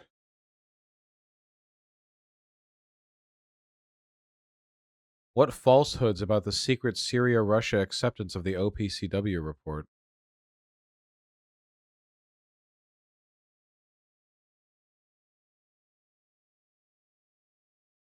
I would like to point out that Bellingcat has accused the Grayzone of taking money from the Assad regime. Okay. I don't fucking care. Dude, again, these people will accuse everyone they disagree with of taking State Department or CIA money. I don't give a fuck, okay? Can you imagine any organization acting more like they're paid by the Assadist regime than Grayzone or from the Russian regime? Can you, like, what would you have to do to make it more, like, clear? Like, what would you, how would you indicate, like, a greater likelihood of that being the case, you know? I don't know if you could. Okay, I don't care about any of this. It's time. I'm going to have to skim read this a little bit, so hold on. In this article, we will examine Alex's claims and the relating documents leaked by WikiLeaks. We'll also examine Henderson's engineering reports.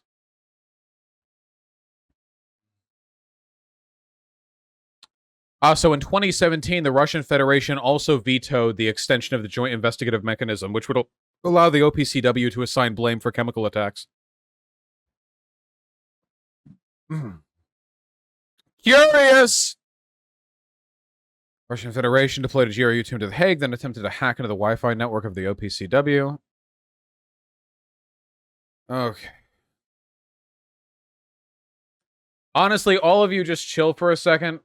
I'm just going to read this quick, and I'll give you my findings, okay? Alex's original leaked email is about various drafts of the interim report. The 4th report is what people refer to when they're talking about the final and authoritative report. The one that the Grayzone types don't like because it says that there is the evidence indicates there was chemical weapons used in Douma. There are only 2 OPCW reports, the interim and the final reports. We know about the other one, which was done by Ian. So I'm assuming the other one is what Alex was referring to. Here are all leaked documents in chronological order, including when they were drafted or published, if they were published at all. God. So first, we have the 2 draft OPCW reports, the first draft report and the second draft report. The inspector's report, or the first draft report, is the one where he made a personal report, the Ian Henderson guy, the guy who was working off incomplete information. The other draft report that they're referring to is the redacted report or the doctored report. This was another draft report they referred to as doctored. Then we had the interim report, which was released afterwards. Then we have email chains that were leaked. An engineering assessment from Henderson. Then the final Douma report. Another memo from Henderson. And then Alex's final email. All of which are transcribed here. God. Okay, well, let's take a look at the second draft report, since that's the one we're not as familiar with. This is the, quote, redacted report. Okay, this is 34 pages long. Who wrote this? And what are the differences between it and the interim report? Okay, this is interim. This is draft. Interim, draft. Interim, draft. Okay. This is the most I've prepared for a debate in such a long time, and it's with such a Weasley little nobody. Conclusions. From the information gathered during the 2 on-site visits to the warehouse and a facility suspected of producing chemical weapons, there was no indication of either facility being involved in the manufacture of chemical weapons. So this is in reference to the rebel facility that Russia said was producing chemical weapons. Based on the high levels of various chlorinated organic derivatives, which are not naturally present in the background environment, detected in environmental samples gathered at the sites of alleged use of toxic chemicals, the FFM determined the chlorine or another reactive chlorine-containing chemical was present at both locations. The FFM identified the likely source of chlorine as the industrial gas cylinders found by the FFM team on the roof terrace in the bedroom during the visits. The team has sufficient evidence at this time to determine that chlorine or another reactive chlorine-containing chemical was likely released from cylinders. Wait! This is the redacted form? This conclusion supports mine. Wait, why is this being cited as some kind of redacted or doctored, like... The second draft report's conclusions are in line with the interim document's conclusions. So wait, if the interim report, the final report, and the second draft report all affirm the use of chemical weapons, does that mean the only document that doesn't? No, wait! Even the first draft report, the one that was written by Henderson, did say that there were chemical weapon attacks, just that they came from planted devices. Every single report, released or unreleased, affirms the conclusion that chemical weapons were used. Here. Oh, no, wait. Is the second one the one by Henderson? Which one is which? Oh, wait. No. The second one is Henderson. The first draft is Alex. Neither draft was written by Henderson? Okay, then let's take a look. The inspector's report, the first interim draft. God, I'm tired. Okay, here's the first draft. 116 pages. Okay.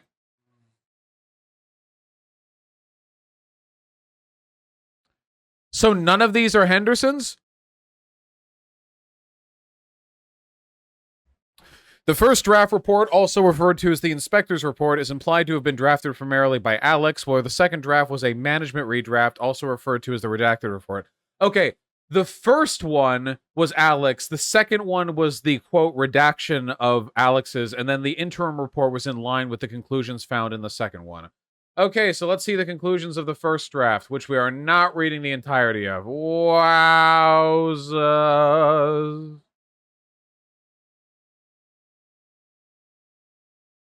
Is this the document that the other person posted the Twitter link about? The one where Aaron Mate blocked them because they pointed out the contents of this? Where's that link? Oh, wait, I just liked it, so I should be able to see it. That's how I archive things.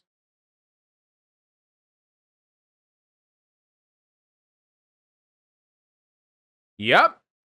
Hold on. Nothing freaks out chemical weapon deniers more than people who actually read the leaked OPCW draft Douma report. They've encouraged stupid people to skim without context. Page 28. Oh, no. Oh, no. Oh, not like this. Oh, no. One criterion used in forensic epidemiology to assess causation considers the possibility of an alternative explanation, or more specifically, the lack of one. The team considered alternative injury events, but stresses they are founded on few or no substantiated supportive facts. Ooh. The Nathan Galang, Eddie Liger Smith has already declined to come on this stream. He doesn't care. Like most tanky cowards, he'll sit behind another platform and just say whatever the fuck he wants. The conclusions from the results of samples analyzed by designated laboratories were that some samples collected at locations 2 and 4 had been in contact with one or more chemicals containing reactive chlorine. On the day following the alleged attack, first responders entered location 2 wearing no personal protective equipment and extracted supposedly contaminating victims. There were no reports of secondary contamination. Is that really evidence? Medics came by to extract survivors, and we don't know if they got sick? I don't know how long, like, chlorine attacks leave lethal or even harmful. If it's just chlorine, I'm pretty sure that stuff dissipates relatively quickly. I don't like reading, but when I read, I guess. Yeah, even this original report from Alex is not authoritative in any way. He's saying, like, you know, the evidence here is like a little sparse, and we looked at videos of people's injuries, and they weren't like indicating full consistency with the symptoms of chlorine gas. And then at the end, they're like, yeah, but we don't really have any other explanation for all this injury and death. You know? Like, we don't actually have any other explanation for any of this. So, okay. Almost like it's a draft report for an ongoing investigation. 2 industrial gas cylinders with dimensions of approximately 1.4 by 0.35 meters were observed by the FFM team, one at each of the 2 locations where the alleged chemical attacks took place. Although the cylinders might have been the sources of the suspected chemical release, there is insufficient evidence to affirm this. Really? No organophosphorus nerve agents, their degradation products, or synthesis impurities were detected either in environmental samples or biological samples from alleged casualties. But the organization has stopped using organic determinants of chemical poisoning because they're not reliable. Yeah, at the end, he just says there isn't an authoritative conclusion in either regard. This isn't refuting it entirely. Also, I can't help but notice that about 90% of the conclusions and the evidence discussed here are using metrics that the OPCM or the OPCW no longer considers legitimate. In 2014, they stopped using biological signifiers as evidence of chemical weapons attacks. Why is this entire document about, like, analyzing a couple of, like, quick videos taken during the panic and saying, like, well, this isn't consistent with chlorine gas? Like, they tested for something else, sarin. Yeah, you can test for sarin pretty easily, but chlorine doesn't test very well at all. For chlorine attacks, yeah, chlorine attacks, like, they don't. But, like, so much of this is, like, we saw this video and these people didn't look sick. This to me seems highly speculative. Significantly so. The inconsistency between the presence of a putative chlorine-containing toxic choking or blood agent on the one hand and the testimonies of alleged witnesses and symptoms observed from video footage and photographs on the other cannot be rationalized. The team considers 2 possible explanations for its incongruity. So wait. The victims were exposed to another highly toxic chemical agent that gave rise to the symptoms observed and has so far gone undetected, or the fatalities resulted from a non-chemical related incident. The team has insufficient evidence at this time to be able to formulate an authoritative conclusion on either regard. Okay, and that's it. And how many people wrote this draft? Was it just Alex? Is there any authorship or attribution that I can look at here that might suggest whether or not this was co-authored or if it was purely authored by this person? The language suggests it was written by one person, though this is admittedly an extremely long document. The authorship is the technical secretariat. Yeah, but that position shifts, right? Because the other documents are also from the technical secretariat. Even though we know they're from different people. See, this is also from the Technical Secretariat. All right. Both draft reports and the interim report explicitly note further investigations are required. The final OPCW Douma report was completed 8 months and many other investigations later. Indeed, the final report appears to have addressed, by either accepting or providing further information, many or all of Alex's points. Oh, God.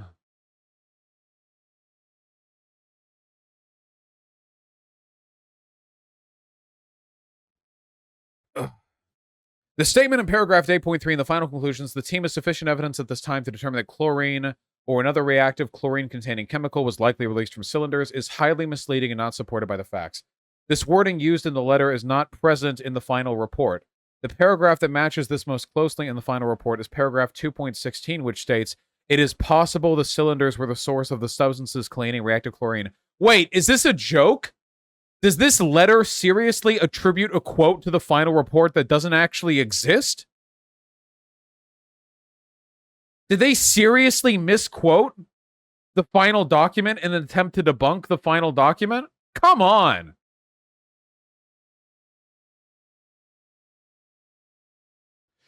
The decision to use the word possible in the final report is a significant change from the word likely. Yeah, possible and likely. The difference between the two is incredibly significant when we're talking about reports with this level of specificity. The only evidence available at this moment is that some samples collected at locations 2 and 4 were in contact with one or more chemicals that contain a reactive chlorine atom. Many such chemicals could do this. Singling out chlorine gas is one of the possibilities and disingenuous. Aside from the absurdity of claiming that singling chlorine gas after an alleged chlorine gas attack in a country where multiple chlorine attacks have taken place is disingenuous, yeah, that's pretty stupid. These points appear to have been addressed by the final report. Paragraphs 8.6 to 8.19 in the final report include a discussion of analysis results, which addresses the points raised in the paragraph here in this letter, including explaining why many of the chemicals listed in this letter could be excluded. It should be noted this section is chemistry heavy. All right, time to take a look at that. Final report. Paragraph 8.6, let's go.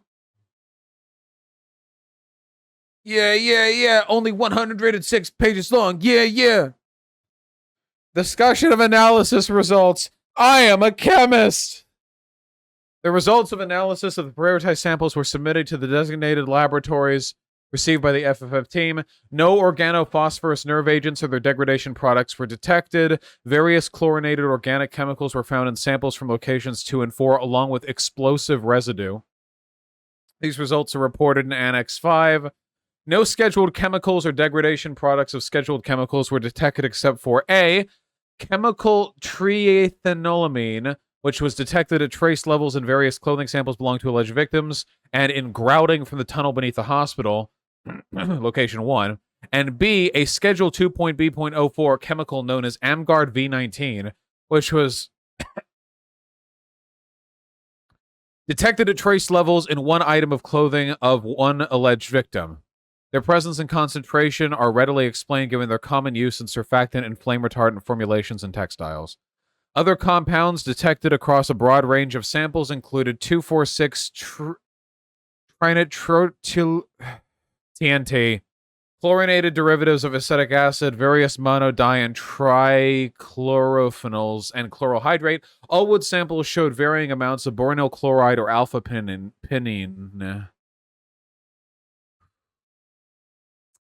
Although chlorine...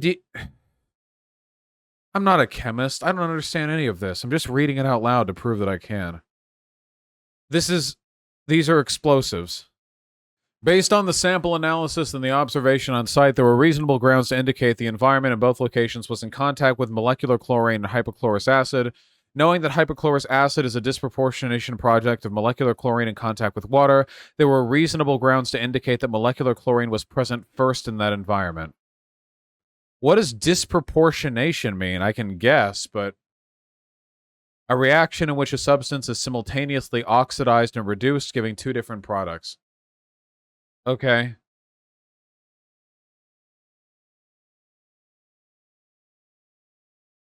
Okay, so if I'm understanding this correctly, if I'm understanding correctly, okay?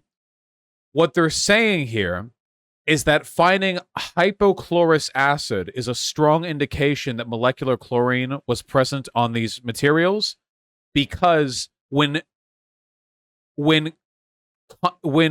contacted with water, molecular chlorine breaks into multiple materials, including hypochlorous acid. So one of two things happened. Either A, there was water there first after April 7th, and then somebody sprayed molecular chlorine on there, or more likely that molecular chlorine was spread onto these surfaces as a product of what took place on the 7th, and that water made contact with it afterwards, therefore creating the byproduct of hypochlorous acid. So essentially, while there may not be strong traces of chlorine here, the byproducts here are only consistent with the spread of chlorine and the chemical byproducts of chlorine in contact with water. Okay, that's gonna have to be the analysis results of the samples taken by the FFM from the cylinders and their proximity to other sampled points exposed to reactive chlorine at both locations show higher levels of chloride in addition to the presence of chlorinated organic compounds. Okay. All right. Okay.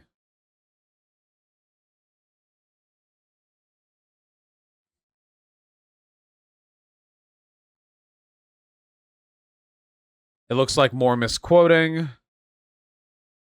More misquoting.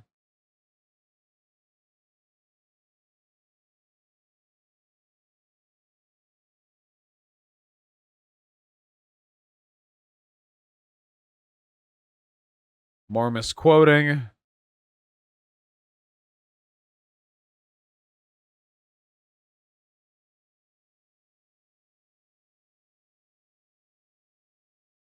The final report consulted 4 toxicologists and 1 toxicologist and medical doctor, rather than the 3 toxicologists mentioned in the letter. Did this letter seriously misattribute like 6 things in the final report they were trying to debunk? Okay. That's also how chlorine gas kills you. It reacts with water in the tissues of your throat and lungs to create various acids which lead to massive damage. Oh, okay. That makes sense. That's how chlorine gas kills you. When it makes contact with the moisture in your body, it produces acids that fucking boil you alive from the inside.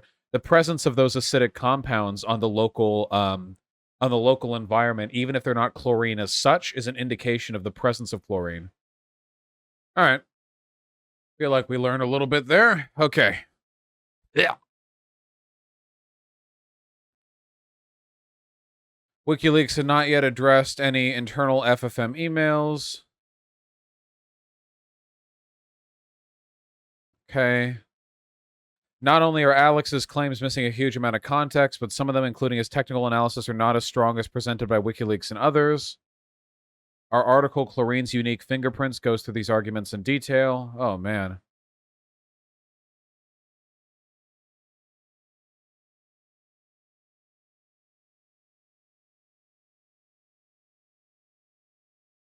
Much has been made of Alex stating there were only trace quantities of chlorinated organic derivatives discovered that could have come from a variety of other sources.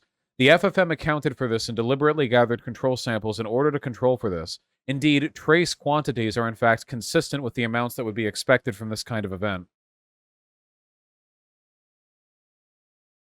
One narrative that has taken on particular prominence is the idea that all of the identified chemicals may be found in household cleaning products.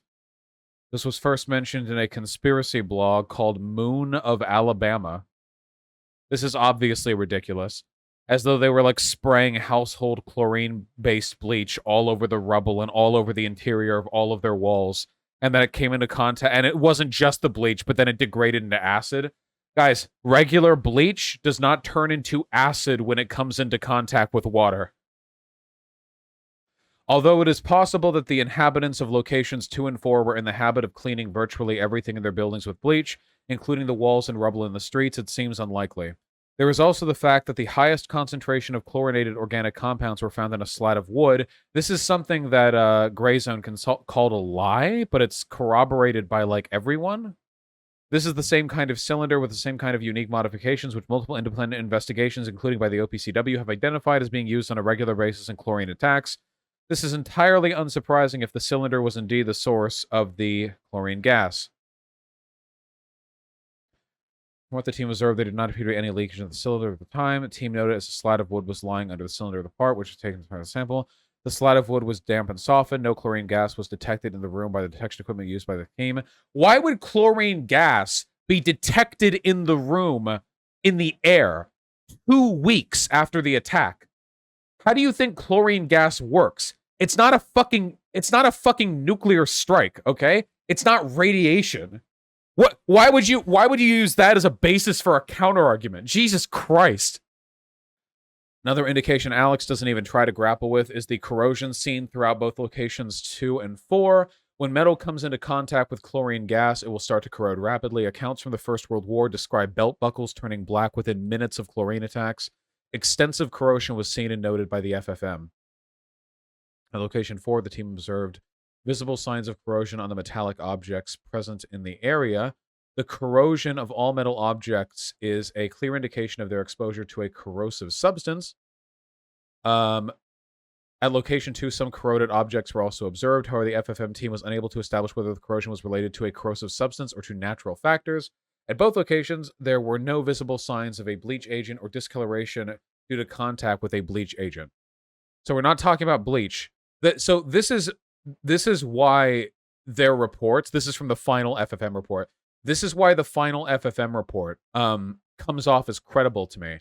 Even though it's like, wow, all this evidence leads up to a chlorine gas attack, and all the metal nearby has been corroded, like, in the same way, and it's severely corroded, they're still not willing to say they can establish whether or not it was due to a corrosive substance or to natural factors. Because it's true. Technically, they cannot deductively prove that. However, it lends significant credibility to the argument that chlorine gas was deployed at those sites. Immediately after the attacks, the metal frame around the munition at location 4 was relatively clean and did not show any corrosion, but by the time the inspectors visited 18 days after the attack, the frame at location 4 had become heavily corroded. It is clear that these munitions were exposed to something which caused rapid corrosion between the time of the attack and the visit of the FFM. Wait, real? The one on the left is the right after the attack. It's like completely clean. Oh. And there's the one on the right. That's 17 days. Oh yeah, dude. No agents in the air here. Nothing. Yeah. Just completely ordinary for metal to go from looking basically brand new with scuffed paint to looking like it was just pulled out of the fucking Titanic. No, yeah, it must be that damp Syrian air. You know? Dude, seriously? What can cause this that fast? Chlorine gas. Exposure to trace amounts of chlorine gas, or even like whatever was left from the attack, just eroded the metal. Must be because the Syrian citizens ran in and quickly rubbed it with bleach. Chemists in chat, we needed to confirm it. Now, chlorine gas being an oxidizing agent, it's well known. That's a known factor. Oh shit, I didn't even close the fucking article. Wow. Ah shit, we closed the Bellingcat thing. Oh, wait, was it this? God damn it. Control Shift T. I don't know what that means. Shut up. Here. Yeah, this is the difference between the 8th or 9th of April and the 3rd of June. Okay, so it's not 17 days. It's what would that be? It was 2 months? This is not a natural amount of erosion for 2 months, by the way. Yeah, this is not 2 months of natural oxidization on exposed metal. Also, what's the average humidity in Syria? I'm pretty sure Syria is not like a water palace or anything.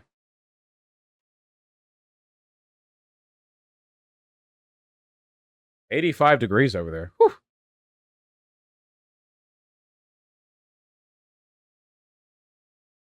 Syria is decently humid. All right. Not enough to cause that much oxidization, but the fact that you're even mentioning this, yeah, we're getting really into the weeds here. Note the progression of the corrosion. There is no single chemical reaction that indicates the presence of chlorine gas. It's a combination of chemicals and effects, such as rapid corrosion. A person throwing bleach around would not have achieved all of these findings and effects. A more detailed examination of the subject can be read here. I can't do this. No, I can't. No. No. I can't. I can't do it. We can't. We just have to assume it's true. I give up.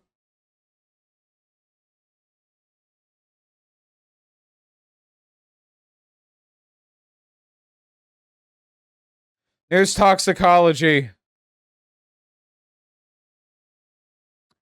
One of the documents released minutes of a meeting with toxicologists, and the stated conclusion was that the symptoms observed were inconsistent with chlorine, primarily due to the onset of frothing in a time period of 3 to 4 hours. It should be noted that pulmonary edema, which can cause frothing, is a recorded symptom of chlorine gas inhalation. Events similar to Douma are extremely rare, but this graphic image, not looking at that. Actually, I'll look at that. Hold on.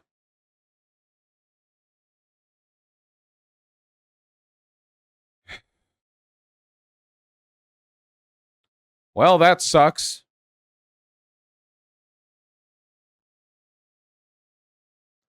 This graphic image from an industrial chlorine accident in China clearly shows similar frothing symptoms. Compare it with these graphic images of the victims at Douma. I don't want to look at this shit. Okay, it's not loading. Does sit in the chair, it looks like you have no neck. Oh yeah. Here.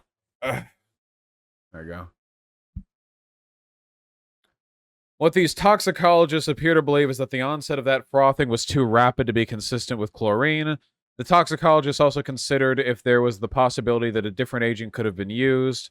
Although it's important to emphasize we're not toxicologists, we found it strange that it's possible to find multiple accounts of chlorine gas causing relatively rapid frothing, primarily from the First World War.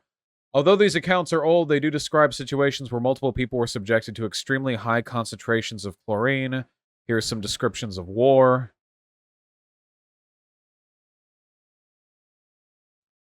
I feel like if I ever encounter Aaron Mate or Max Blumenthal, like in person, I'll be able to make their brains explode with my brain. I feel like I'm ingesting some kind of like psychological, like reactive agent. I have the non-archived Twitter link for those graphic images. Post them with a not safe for work link. So there's a 2019 chlorine gas toxicity article claiming that pulmonary edema can be caused within 2 to 4 hours for moderate exposure or as little as 30 to 60 minutes of severe exposure. Interesting. Professor Paul Blanc was incredulous at the stated conclusions of the toxicologists as cited in these minutes. He noted that the onset of pulmonary edema can be quick and can easily occur within 2 to 4 hours.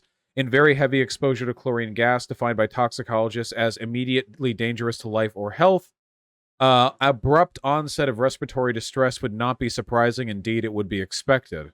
Huh. Vaush, this is gore? Okay. Cool. Yep, those are dead kids. Cool. All right, well, by the way, Aaron Mate and the other ones, they think all of those were faked. If any of you looked at those images, they think that was faked.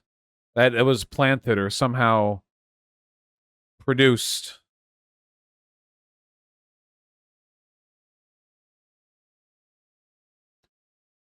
Let's see. What? Hey!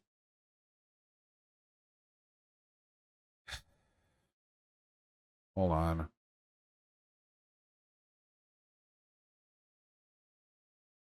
God damn it. 1 second. Twitch! I'll be right back. Why would you note that images are...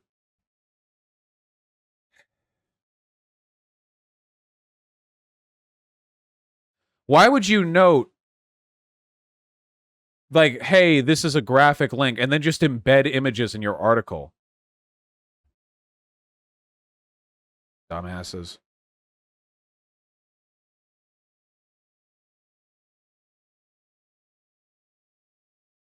And we're back.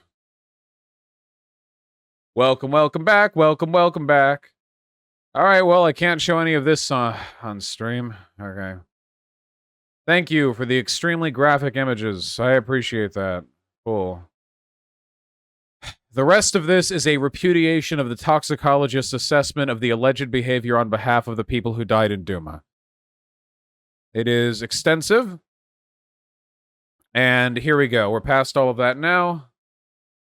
Finally, there's the question of Alex's trustworthiness. So far, all his communications have been through third parties, such as interviews. His true identity is not currently public knowledge. Alex claimed the first draft report said there had been a non-chemical related event. This is not true. It said that a non-chemical related incident in Douma was one of the possibilities considered, but that there was insufficient evidence at this time to be able to formulate an authoritative conclusion. Alex also claimed that the report stated that the, quote, signs and symptoms of victims were not consistent with poisoning from chlorine. However, the report only stated that some of the signs and symptoms were not consistent. Alex also makes a great deal of Ian Henderson having been a member of the FFM. However, the OPCW did not regard Henderson as being part of the FFM.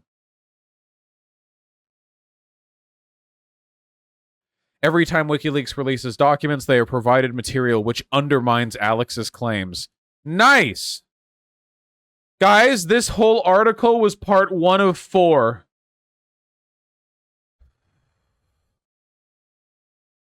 That's cool. The second one's even longer than the first one. So here is the information. We're now going to engage in a summary. Okay? Bashar al-Assad is a brutal dictator who is currently engaged in a battle with a number of enemy and rebel forces in his country. The Syrian civil war has seen the use of many chemical weapons attacks, the vast majority of which have been attributed to Assad's forces. The use of these chemical weapons has been verified and corroborated along many, many independent organizations, many NGOs, many international watch groups. It is not a controversial point. There is, however, one particular incident in the city of Douma on April 7th, 2018, where an alleged chemical weapons attack is claimed to have either not taken place or been a false flag, depending on who you ask. Essentially, what took place there is that there was an alleged chemical weapons attack. Many people died. People were sent to hospitals. And what immediately began was a war on the part of Syria and Russia for the for control over the information that spawned from that part of the world. For first and foremost, immediately the Russian government said that there was a nearby chemical weapons production lab that was controlled by rebels. There was no evidence of this whatsoever, but they wanted to potentially attribute the blame of the chemical weapons attack to the rebels if necessary. Additionally, in spite of the fact that there were plenty of witness testimonies claiming that the chemical weapons had been dropped in the form of 2 barrel bombs from Mi-8 helicopters, a type of helicopter used by Assad's regime and by Russia. They're Russian military surplus that are owned by many companies, or not companies, countries in that geopolitical bloc. In spite of the many people who said they saw this, there are people who are saying that this was a false flag, that the dead were planted there or faked somehow, the many people going to the hospital, all of the witness testimonies corroborating all of this, with people saying they were attacked by chemical weapons, people who demonstrate symptoms consistent with chlorine gas attacks, all the evidence found on the site, the presence of chlorine gas bombs that blew out the roof of an apartment and dropped into a bedroom, the damage to the area, everything. But all of this is like somehow faked or staged. And the reason they faked and staged it is so that the United States could find an excuse to engage in an attack against Syria. I find this claim to be highly conspiratorial for so many reasons that it's kind of difficult for me to list them. I'm going to try my best. First of all, we have to examine the claim that this is something the United States would be interested in doing. First of all, Assad has already used chemical weapons against the rebel population many times. Why would the United States risk their geopolitical influence and their reputation on a highly risky false flag operation when the government that they're attacking regularly does the thing that they're false flagging anyway? You know, like, why would you need to wait for a false flag? They're doing it anyway. What would the point be? And what are the logistics of this false flag? Did they really plant a bunch of corpses there with bubbly, frothing foam coming out of their lungs is consistent with deaths from chlorine attacks? Did they really do all the damage and then like spray trace chemicals everywhere, or did they hire like rebels to do it? How did they manage the effects so succinctly and so cleanly? Like why? And then you know what the United States government did in alignment with the United Kingdom and with France after the Douma attack? You know what they did in retaliation? Strikes on 3 Syrian facilities that led to no kills. That's it. There were 3 facilities that United States military intelligence said were part of production and storage of chemical weapons. And even though Assad and Syria deny this, chemical weapon attacks stopped afterwards. So, of course, we can't independently verify the contents of those facilities, and Syria isn't going to admit to using chemical weapons. Wait, did that actually mute? Oh, my apologies. The audio that I said that I whispered for dramatic effect was chemical weapon attacks stopped after they attacked those 3 facilities. So Assad had done plenty of chemical weapon attacks beforehand, and then the United States deathlessly attacks 3 facilities that they designate are associated with the production and the storage of chemical weapons, and then afterwards, chemical weapon attacks stopped. That's weird. Assad claims one of these facilities was a facility for producing anti-venom from snakes. Now, I have to ask you, assuming the Syrian government is being trustworthy and it was a false flag attack, why would the United States false flag a rebel attack and then use it to attack an anti-venom facility? What? You have to buy into Assad being genuine here or not. If you think it was a false flag and that he doesn't use chemical weapons, then the U.S. really did use the pretense built by this false flag that they somehow pulled off to attack with no kills 3 facilities that then coincidentally there happened to be a drop in chemical weapon attacks afterwards. No kills on military officials, no attacks on the Capitol, nothing like that. Just targeted strikes that led to no deaths. That is like this big thing they needed a false flag for when Assad was doing chemical weapon attacks anyway? Okay. So the premise that this was like a worthwhile false flag is really, really, really dumb to begin with, especially in light of the initial dishonesty following the attack from the Russian government and from Syria, alternatively saying that it did happen, but it was from rebels, and then also saying it didn't happen at all, like they're scrambling to find a effective cover story. Later, Assad even agreed with my assessment, saying, essentially gloating that so little damage had been done to his country as a product of the Douma attacks. Which, I mean, yeah, he kind of got off easy, didn't he? 3 deathless strikes. I mean, okay. Again, the point here isn't to defend American imperialism. The point here is that the idea that there was like a false flag is just not supported by the evidence. We can take a look at the specifics of the investigation being done on the site at Douma. Where we have controversy largely surrounding the OPCW, which was one of the organizations tasked with investigating this this entire series of events. And I have so many more questions. Like, were the Mi-8 helicopters faked? Were there just hundreds of civilians who like all corroborated that somehow? If they weren't fake, how did the United States government manage to get 2 Mi-8 helicopters into Syrian airspace without being detected? If they were being controlled by rebels, how did the Syrian army, which controls the airspace over Douma, not recognize that and chase them down somehow? Like, there are so many like, did they all make up everything about everything, but then somehow the deaths and the damage done to the buildings and the chlorinated, like, residual evidence was somehow... Did they send in, like, Americans with little paintbrushes and, like, spray canisters of bleach? Okay, anyway. The controversy with regards to the OPCW is that... First of all, they were brought in to investigate the attack in Douma to determine whether or not it was a chemical weapons attack. They were barred from actually accessing the site for almost 2 weeks by Syrian and Russian officials.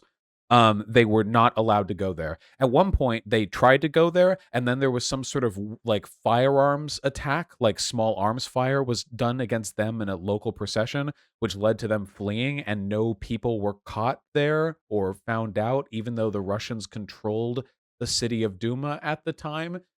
It seemed like an ongoing tactic to delay the OPCW's investigation. Even after they were finally admitted to the scene to see what's going on, there were still sites they were prevented from going to because the Syrian government, quote, didn't have the authority to open locked apartments to let them in to assess the damage, which, Okay. Yeah, the Syrian government, big advocates for civil rights here. The OPCW does its investigation. The fact-finding team, or the fact-finding mission led by their team, is determined to swab walls and find out what happened here, what happened here. There were videos and photos taken of the incident where people suffered damage, which is consistent with the effects of extreme chlorine poisoning, what it does to your lungs and your eyes and what have you. And the OPCW then proceeded to engage in the long and rigorous internal process of arriving at a conclusion under its investigation. Eventually, an interim report was published where they said that it was entirely possible that a chlorine attack took place and that the findings were largely consistent with that, but there's no way to know for sure. And then eventually, months later, a final report came out, which was quite a bit longer, quite a bit more extensive, followed quite a bit more investigation, and said, yeah, it's impossible to confirm these things, but the evidence is consistent with the use of chemical weapons. So where's the controversy? The controversy is in whistleblowers whose information was produced by WikiLeaks. Two people seem to be the main focus of this: a person who's known only as Alex, a pseudonym, some kind, or some fake name, and Ian Henderson. Alex produced a document before the first interim report from the OPCW, which made a number of claims. And unfortunately, those claims seem to be founded upon a set of mispresumptions and misinformation that later got cut down and turned into a slightly more appropriate and slightly more factually grounded report. Alex was working off of a limited set of information, and the final report, which was published, ended up addressing a lot of the criticisms that Alex's initial draft report sort of brought about. Then you had the edited report from that, and then finally the interim report, which was made public. Alex's report was only made public sometime afterwards by WikiLeaks, along with internal emails and documentation, which suggested he was unhappy with the way his information was being treated and unhappy with the what he considered to be the redaction of his information. However, most of the complaints that he had were later addressed by final iterations of the report. It seems like one of the main reasons why his report was edited down is that the information presented within it was not in line with the conclusions found by the majority of the fact-finding team. So there you go. The final report makes it pretty clear that the evidence at these locations was highly consistent with a chemical weapons attack, from heavy erosion of local metal to a very rapid erosion of the metal chassis of the bombs that were dropped in that area, 2 months turning it from relatively clean metal into an almost unrecognizable cylinder of rust, which is very consistent with chlorine gas exposure of some kind, and the presence of, well, I forget the chemical name, certain types of acids on the walls and rubble in the area indicated contact with molecular chlorine, and which was later contacted by water, possibly through the hydration of the air through humidity, which produces a number of chemical off products, including the acids found there. The chemical residue found at these locations is not consistent with many of the possible alternative explanations that were provided by Alex. It seems to be consistent with the product of a chlorine attack. Household bleach would not do this. So the environment does indicate that it was susceptible to a chlorine gas attack, as far as anyone can tell. A lot of the controversy seems to come down to internal bickering within the OPCW, with people who would later become whistleblowers presenting ill-informed or misinformation, and then it later being challenged internally, but then the people who issued that challenge go out and make it a public issue anyway, which is something you see pretty commonly in conservative circles too. You know what I mean? They'll stir up a fuss and they'll only provide half of the information as they run out there, Yeah. There's also a draft email that proves the OPCW disagree with Alex for scientific reasons. Alex and the people who have sided with their narrative have tried to argue that there is a political reason why the OPCW has disregarded their findings. However, the OPCW in internal emails and in the final report provided scientific evidence for their disagreement, which, while I'm not a chemist, it seems significantly more convincing than a lot of the explanations provided by Alex. Certainly a more compelling document. It was the final report. So the disagreement seemed to be driven by a thorough and vigorous understanding of the issue at hand. But we're not done. Additionally, there are allegations that Americans influenced the OPCW's report and motivations, by having 3 agents appear at one point at the OPCW to say that they believe Syria engaged in these gas attacks, and then they left. And apparently this is evidence of like American interference. What many of the defenders of Assad fail to mention here is that not only has Russia put severe pressure on OPCW several times by threatening to cut their funding if they're given the ability to name the agents behind the chemical weapon attacks that they're told to investigate. Not only have they done that, but there were 4 Russian spies in the Netherlands that had to be kicked out of the country after they were found in a parking lot nearby the OPCW headquarters trying to hack into their Wi-Fi. So 3 American agents briefly speak with the OPCW, then leave. 4 Russian spies get caught trying to hack in. Okay. This is far from the only evidence of Russian and Syrian interference into this investigation. From the protracted effort to deny the OPCW team the ability to fully investigate the area until weeks after the fact, from their spying and their interference, from their threatening the OPCW's budget, and from the fact that Syria and Russia latched onto contradictory excuses for the Douma chemical weapons attack. Again, keep in mind, they simultaneously ascribed blame for the chemical weapons attack to rebels and also said no such chemical weapons attack had happened at all.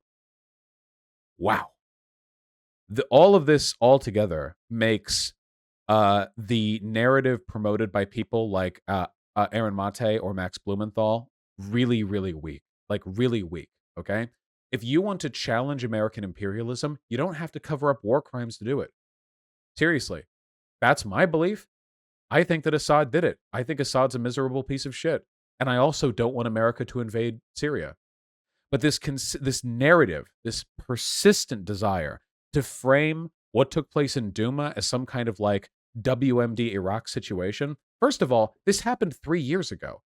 The missile attacks already happened. Nobody died. This is what a false flag was for? The the WMD thing was not only a highly publicized and highly incredulous lie to begin with, it spawned an invasion, or at least justified one. What happened in Syria? We did some missile attacks on empty facilities? And this is in a country, by the way, where we already know, like 3 dozen times beforehand, that they have used chemical weapons in attacks in their population. Imagine if there were 33 previous instances of Saddam Hussein building nuclear weapons, you know? And then the 34th one was like the one we all doubt. Like, it to an extent, it really undermines. It's kind of a boy who cried wolf kind of dealio, you know? Like, one of the reasons why the WMD claim was so untrustworthy to begin with is because, like, how do they have a nuclear weapons program? How do they arrange the materials for that? How could they afford that? It's, you know, enriching uranium for weapons development is an incredibly expensive and long-standing process. Iran never succeeded in doing it, and Iran was always a more powerful and wealthy country than Iraq. But then in Syria, they had already done chemical weapons attacks many times. So the inherent skepticism just isn't justified. I want to know what the exact narrative is for the specifics of this conspiracy theory. Did America hijack Mi-8 helicopters? Did we pay hundreds of crisis actors?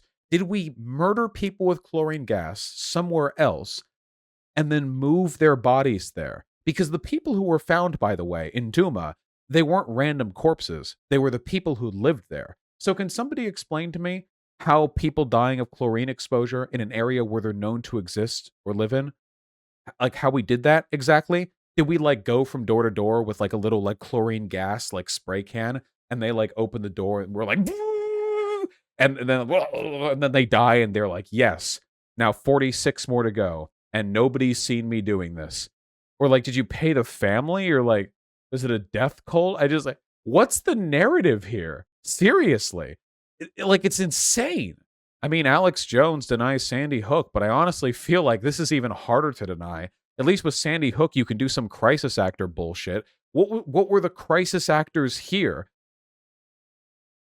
All the dozens of people who died, and then the people who were injured, and then the people who saw the helicopter, and then they crisis acted the damage to the buildings, and crisis acted the chlorine residue on the walls, and how? I genuinely don't know. I think that the debate tomorrow is mostly going to be me asking questions like that of the guy because I just want to know. I want to get to the bottom of this. What's the truth? You know? Yeah, the helicopters were a hologram and the buildings were props that were wheeled in. The buildings were crisis actors. Look, the reason why I engaged in such a thorough investigation of this particular topic, there are a couple of reasons. First and foremost, I like being right. Second of all, I think it's important that all of you understand the danger behind debating conspiracy theorists. The debate tomorrow is going to be a 40 IQ shit show. I'm going to have the opportunity to make about 1/5 of the arguments that I just gave here. People who fall into this kind of belief are not interested in the facts, they're interested in narratives. They're interested in feeling like lone defenders of a truth that nobody else can understand. They're interested in, well, they're certainly not interested in truth. So having that kind of conversation with them usually doesn't beget the kinds of outcomes that we're looking for. But I wanted you all to see. Do you see how hard it is to deal with misinformation? It takes just 20 or 30 seconds to concoct a lie that can take many hours to debunk. That is difficult. You think he thinks the US just did the chemical attacks? If he makes that argument, then he's rejecting all the information that, like, the Alex type is presenting. Because the argument they make is that there isn't any evidence of chlorine damage at all, you know? It's very difficult to debunk a conspiracy theory, and very easy to create one. So keep that in mind moving forward. Anyway, hopefully now you all know. Basically, Merrick DeVille, the Douma Syrian gas thing. Anyway, yeah, debunking this kind of bullshit is super taxing, which is why I don't normally like talking with these people. But I want you all to know, they're not insurmountable. All it took was... Okay, all it took was 6.5 hours of investigation. And we know more about this than any living human. No human on Earth knows more about this than we do.